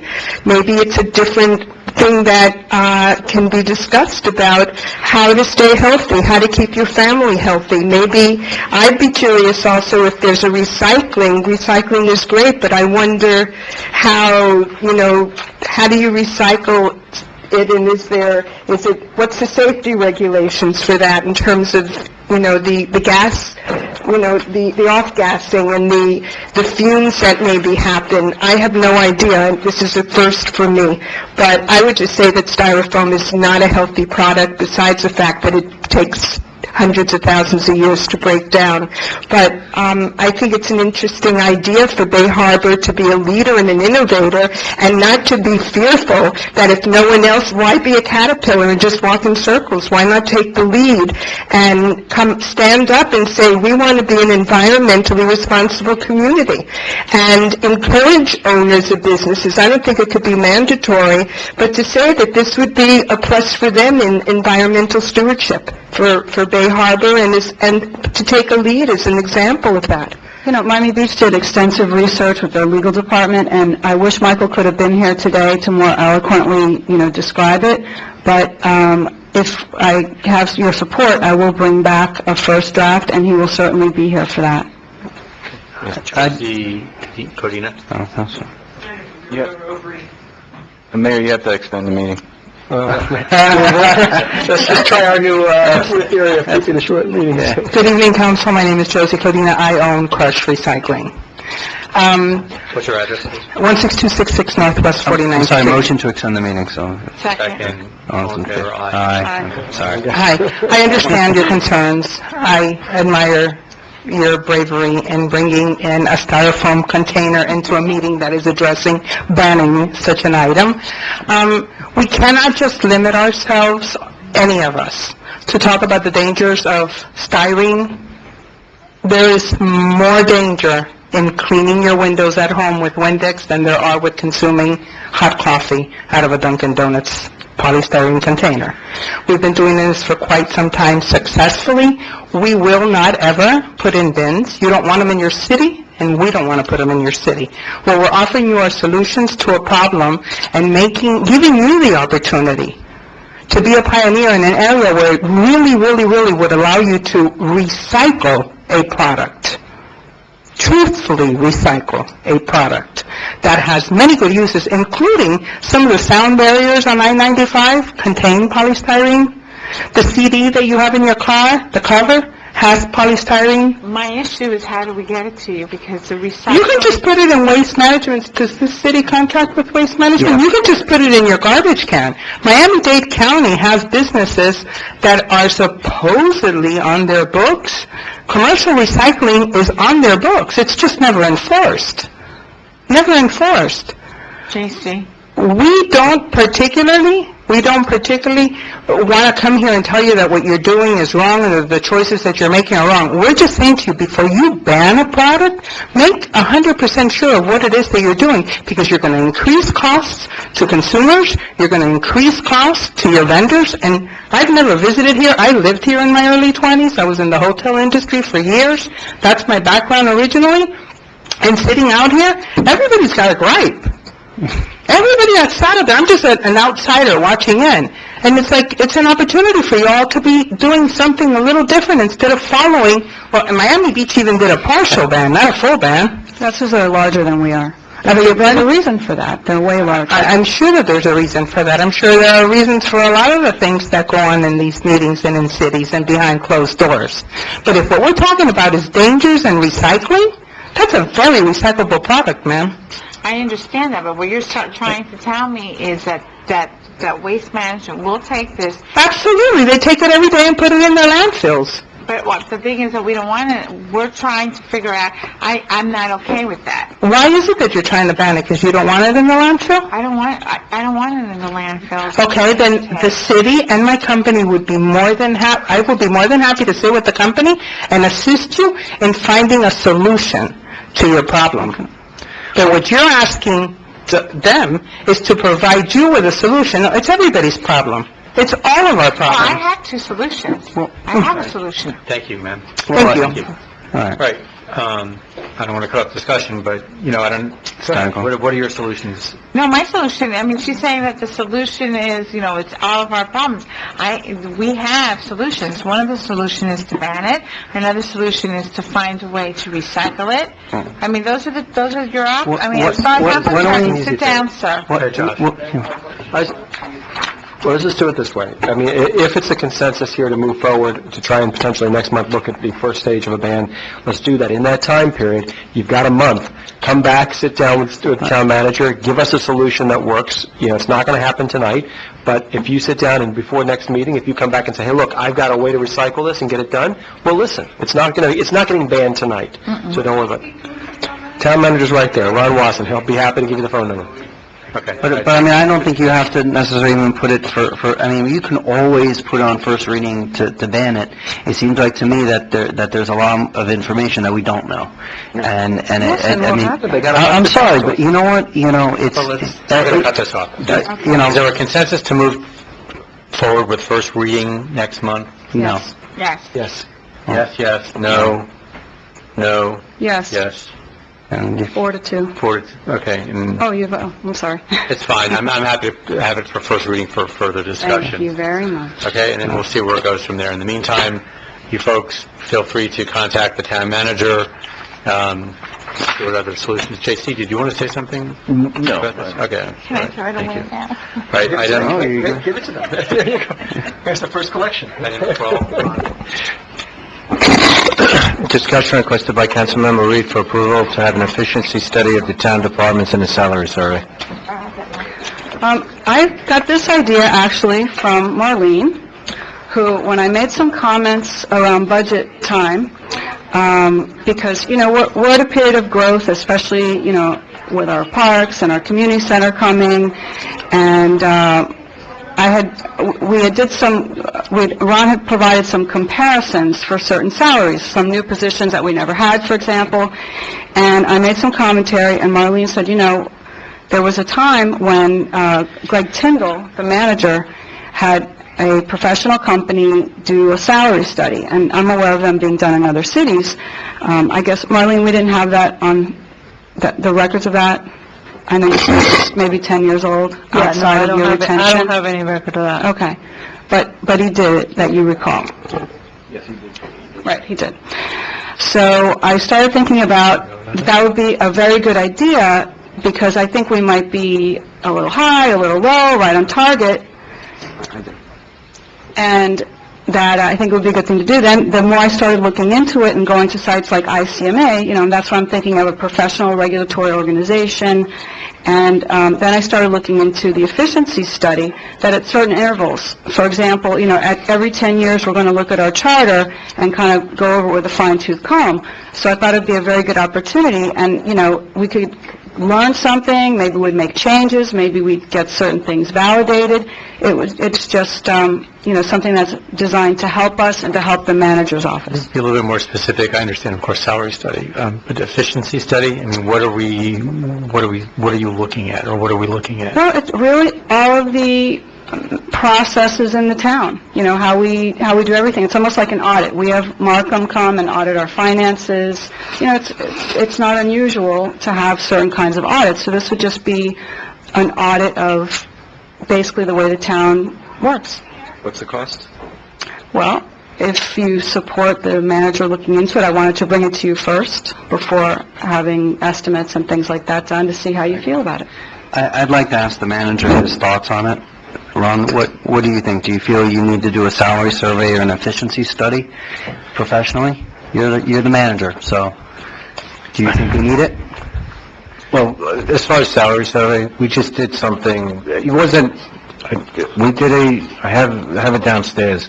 We compared 10 towns, the manager, assistant manager, finance director, engineer, assistant manager. It was about 8 or 9 positions, and across that spectrum of towns. As of, I think, April of 2014, we were, I don't know how much more efficient that can get. It was a Surfside salary survey. We were definitely not, we were on the lower side of the middle. We were at the bottom, but we were, I would think in the range of normal. Actually, if I can interrupt you, it's not a salary survey. I'm not just looking for the numbers. It's a salary study where a professional HR company who does this for a living, just like auditing books, will come in and look at positions, job descriptions, functions, tasks, salaries, the whole gamut. It was done in Miami Beach. It was called the Hendricks Study. It's not really just a survey of money. Do you feel we need that, Ron? I mean, this is the first time I've heard, I haven't heard anything from you as manager as far as feeling we need to study the efficiency at the town, considering we're such a small municipality. And, Miami Beach has 8 times as many police officers as we have employees, so. In my experience, and I'll go back before I was a town manager, when I started, in the police department, I used to be brought into precincts that were experiencing a problem. That used to be my forte. I had 3 precincts that I went to, Crown Heights, St. George, and then the borough of the Bronx. That was the entire borough. Each one had unique difficulties, but that was why I was the efficiency expert. Usually you do these studies when there's a perceived issue, quite frankly. When I came to Bay Harbor Islands, when Greg Tyndall left, Greg wasn't leaving because there was anything wrong. I thought he was crazy for leaving, quite frankly, and I'm glad that he did. It was more of a personal reason for traveling. And, when I went to places that were problems, I didn't bring in an outsider. I looked at it over myself. If I needed to change things, I would do it. I certainly take recommendations from the council if they on a certain issue or department that needs to be tweaked or they have an idea. I'm never closed off to that.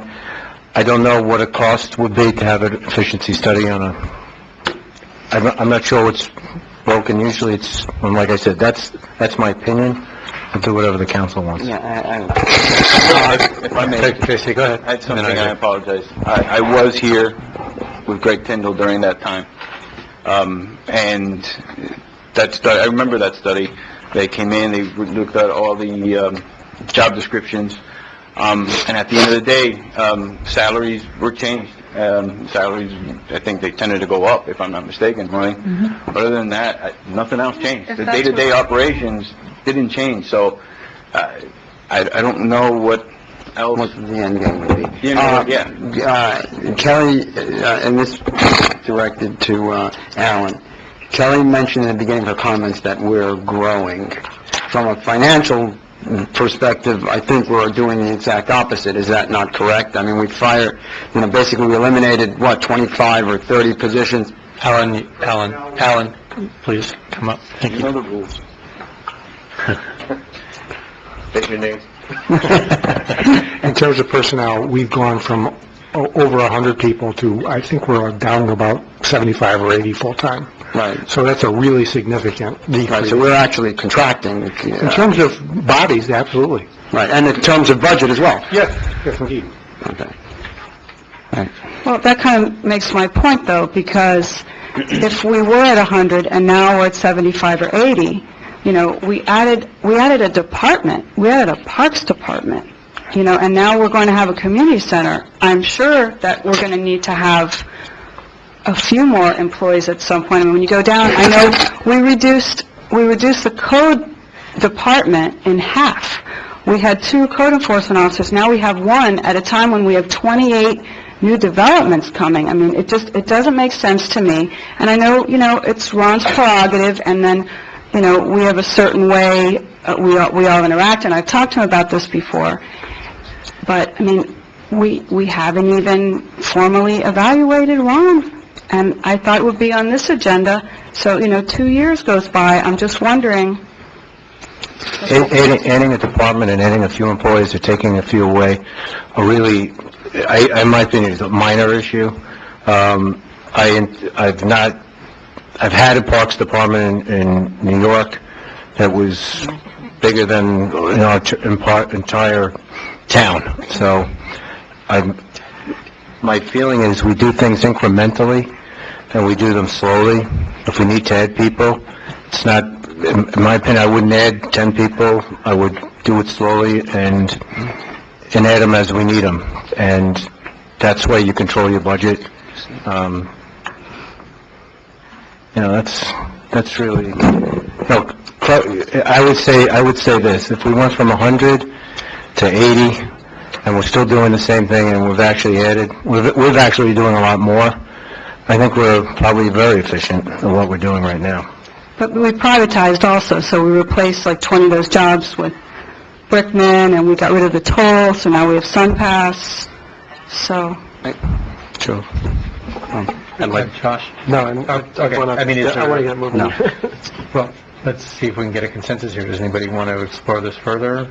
I mean... No, I don't. At this point, I don't. No. No. I know there's some comment, yes, I will. I just wanted to see what the council wanted to say. Me? Okay, Mr. Maya, you signed up?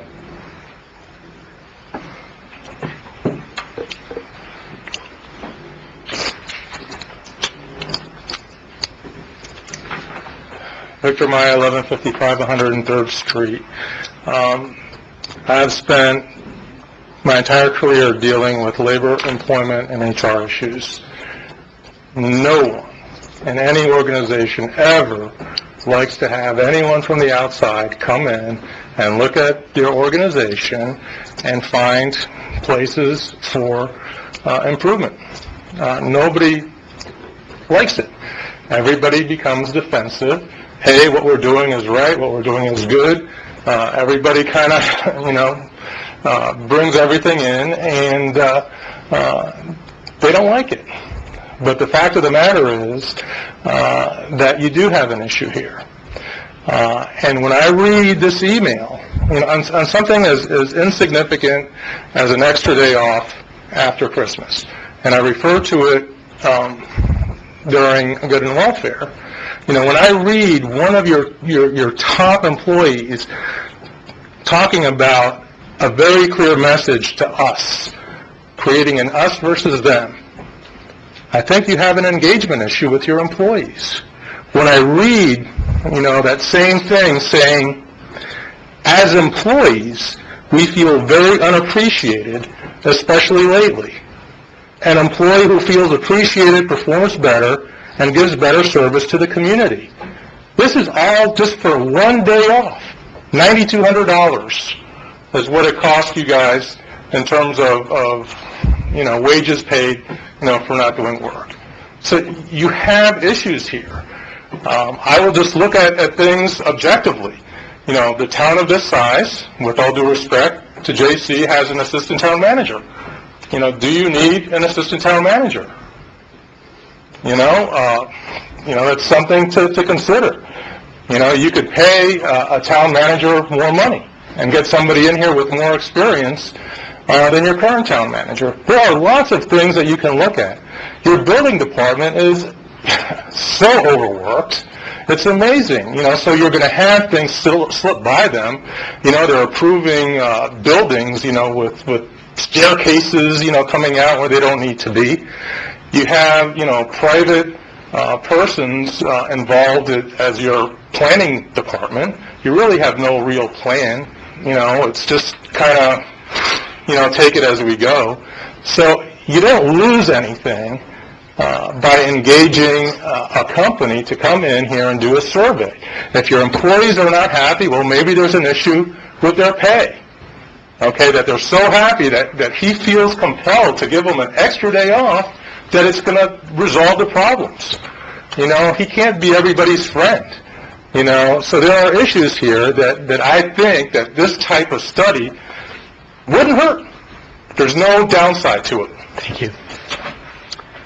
Okay, counsel, pursue it further? Or Mayor, can I say something about that? Because that has been read twice. It's an email that I sent, and it's been taken out of context both times. When Mr. Maya has come up here, I was not referring to any internal issue when I said that. I was referring to people from the public coming and pointing the finger at employees and talking about employees and talking about employees being overpaid and making employees feel very bad. We're here every day. We're here offering a service, and we feel very unappreciated by some of the members of the public. It wasn't an internal comment at all, in no reflection on the manager or anything of that sort. Okay, thank you. Let's wrap this up. Okay, Marlene. Anybody want to pursue this further? No. I mean, Kelly, of course you do, but... Okay. All right. Number 13. Thank you for bringing it up, though.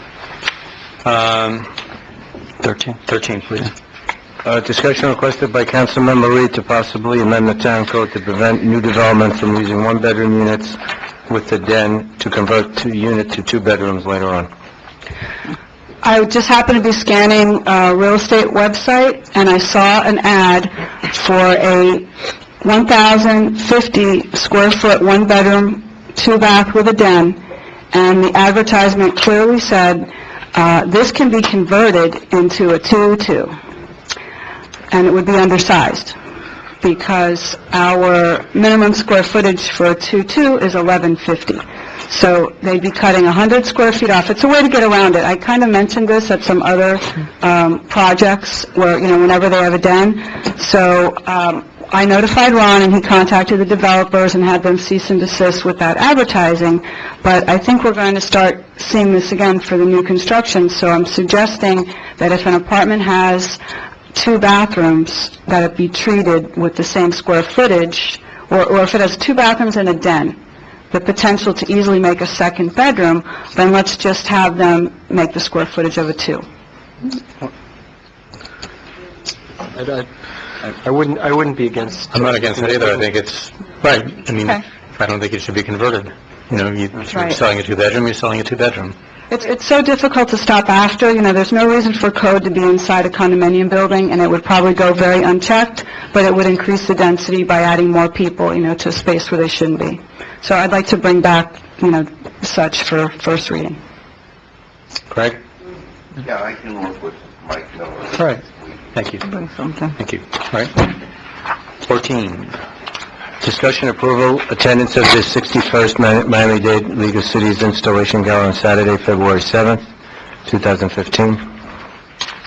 We just know, we'd like to know who's going, and Yeah, just the standard advertisement we usually do. I recommend we do the same thing we did last year. I mean, The that would be bonds fine. and the one table, and Yeah. if any others need And to then be if added. anyone Yeah. else wants to go, Right. you can get more seats. Yeah. Thank you. All right. 15. Consideration approval of Hardesty and Hanover to perform construction engineering inspectional services associated with the bridge rehab project previously awarded to M&J Construction of Pinellas County Incorporated. Cost of the service is $847,755.75. That's less than 10% of the bid amount, just so, I know it's a big number, but this is an 18-month project, and their services are... Okay, any discussion? I just wanted, if you could, Ron, to kind of relate this, does it have anything at all to do with the accident? No. No, this is all from before, so there's nothing new here. No. Arlene, would you pull the council list? Sure. One was went to Isaac. I saw she looked for that. Now it wants to say it. The last time I called me someone else, so it was your turn. But I done last night. I'll go first. It's okay if you go the opposite way this time. Councilmember Ruder. 4. Councilmember Fuller. 4. Councilmember Reed. 4. Councilmember Sarver. 4. Vice Mayor Leonard. 4. Mayor Yaffe. 4. It's unanimous. Thank you. 16. Poor guy. Consideration approval of scope of work by Recreational Design and Construction Incorporated for design build services to construct the Bay Harbor Islands Community Center in the amount of $1,505,951. I move it. I'll second it. Discussion, anyone? I just want to make sure for the record, I spoke to the manager previously, but it says on the back that it'll be done within the anticipated timeframe is 186 business days. Our understanding it's going to be completed this year in 2015. Right? Yes. 2015. All right. This year. We're including the $500,000 that we got from the state, correct? Yes. Yes. Do we have that already? Is that a done deal, or we get that? Next month. I'm still working on it because some of the languages... Yeah, we have to go on I'm working on that long. And what about the library status with the county? Actually, we have to set up a meeting early this year. They had a changeover, well, obviously, Ray Santiago retired, so we're just waiting for the new person to get settled and meet with that. But we can't wait any longer. Oh, no, we're going No, we're building the it. library. No, we're building it. Okay, full vote? Full vote. Full vote? I didn't see anybody sign up for that, but come forward, Mrs. Newlett, that's fine. Bridget, you can just give me that later. Thank you. I only have one question, and that is with the funding that was given, I was told that we have to open it up to the public, meaning Surfside children. It's open to the public. Correct. Did we accept that funding, or that's not true? We have not yet accepted the funding, but an agreement is coming. That is correct. That's next month. I have the agreement. I'm in the process of modifying it. Did they accept it? It's coming next month. There's nothing before. It's That's coming not part of next this. month? Next month. Next month. Oh, for you to decide? Right. Okay, thank you. Right. Go ahead, Marlene. Councilmember Sarver. 4. Councilmember Reed. 4. Councilmember Fuller. 4. Councilmember Bruder. 4. Vice Mayor Leonard. 4. Mayor Yaffe. 4. Unanimous. Thank you. 17. Item 17 is something I put on the agenda. I'll move it. I'll second it. Okay. We've been working on this for a long time. We have Mr. Maya, public comment. Do you want to hear anything about it? Gentlemen, thank you for coming. Right, thank you. Thank you. At least I got to speak by the light. Yeah. We got time to say. Right. Yeah, but I really want to talk about just 2 Could seconds. you give us a moment, Mr. Maya, then? Of course. Maybe he'll answer some of the questions Okay, I sure. have. Go ahead. The 100, this is only as you know, the 5 poles. I'm very concerned about the corridor. Those 5 poles are the ugliest things. They're leaning, they're horrible looking. This started many years ago, trying to get just an underground to get a price. That morphed into a $600,000 project that we were going to have to update different areas of the West Island. And after really batting it back and forth, and I don't want to say battling, and I will say that Aletha Play was very instrumental helping me, convince the higher-ups that it was in their best interest to underground certain areas of the West Island to increase the reliability of service. In the drawing that I provided, you'll actually see some undergrounding that will occur no cost to us. They were trying originally, I think, to put that on us and tie it into, well, if you want to underground those poles and take them away, we're going to be forced into doing the other thing. When in actuality, it really didn't have to be that way. So this project went from 180 or 190,000 to 600,000, and now it's back to this amount. So it would probably be, it's not going to happen overnight. It'll be the same thing. The electric will be moved first, and then I'll have to battle with Atlantic Broadband or somebody to move the rest of the stuff. But it needs to be done. We're still working on them now. Okay. All right, Mr. Maya? I think it's wonderful, undergrounding power lines, and that you've worked for years to get this done with FP&L, and FP&L is going to contribute over $350,000 to the cause. And how many meetings, time after time and time again, did we talk about the issue of undergrounding power lines on the East Island? So here we have a case of blatant inequality. Blatant. And frankly, he's so proud of accomplishing this, and it's great. But why is the town now contributing towards this? Why won't the town contribute then towards undergrounding the power cables on the East Island? So here you have the town is contributing this money. I have no problems. This is very nice. I think it's great for aesthetics. I think it's great for safety. These are all right in front of the Monarch. Let the Monarch pay for it. Let those developers pay for this, the $190,000 here. But I am sick and tired of this inequality with respect, from one island to the other. Secondly, I see that the money that we're taking out of here is coming from the Causeway Reserve Fund. Now, I haven't heard one sentence with respect to the accident on the bridge. And I suspect that the reasons for that are legal because no one wants to say anything that will be used against us in any kind of litigation that we may have with the owners of that yacht, that got crushed. We all saw the pictures, back in December. So I don't know if we have insurance for that, if we're self-insured or anything of the sort. But here, we are taking money from the Causeway Reserve Fund. I might need that $190,000 to pay the owners of that yacht for the damage that was done to their yacht when the bridge collapsed on them. So we have money that's coming out of the Causeway Fund, for this project. So, those are my comments. Thank you. As far as an east and west issue, the power line stretched from one side to the east to the other side to the west. So it equally affects both. Okay. As far as the other undergrounding, that's not going to take down any power lines. These are transformer or reliability points. The East Island has redundancy built into the system where they can backfeed areas. The West Island does not have that. It doesn't have that. This will give it two ways to backfeed. So backfeed the island. So if something happens in one area, the entire island isn't lost to power. So. Marlene? And as far as the accident, thankfully we do have insurance, and it's an accident still under investigation as to cause. Thank you. I thought you wanted to say something. Go ahead, Marlene. Councilmember Ford. 4. Councilmember Reed. 4. Councilmember Bruder. 4.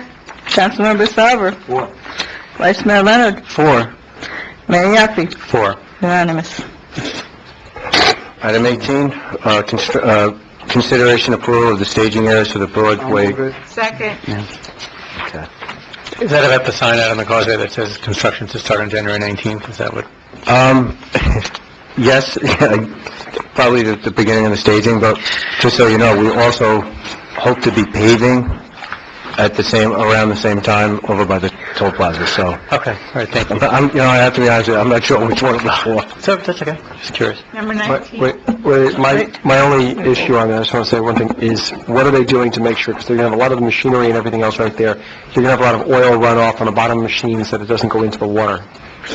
Oh, everything is boomed, and there's environmental protection up against the bulkhead. Okay. Just so you know, that has to be in place. It says approval. We need a vote. I had a motion and a second. All right. Moved it. We moved it. Yeah, it's already been moved. All right, all in favor? Aye. Thank you. 19. 19. Requested approval of proposal from Federal Signal for Phase 2 of License Plate Reader Program, total $69,221. Second. This is budgeted, it came in Yes. exactly what we budgeted at? This is Right, like we moved some money around, This is Phase 2? Phase 2. And we're happy with the results of Phase 1? Yeah, actually, everything is up and running. There was some issues with upgrading one of the servers, and the switching a company that's going to be doing the vigilant system, which does the processing. I have to tell you, Curtis Johnson did a great job working with that, working through it, and we're happy. We're solving crimes with it. All vote? Councilman Fowler. There you go. We're still taking on me. Councilmember Reed. 4. Councilmember Fuller. 4. Councilmember Bruder. 4. Vice Mayor Leonard. 4. Mayor Yaffe. 4. Move to adjourn. Second. Favor aye, we're adjourned. Thank you all.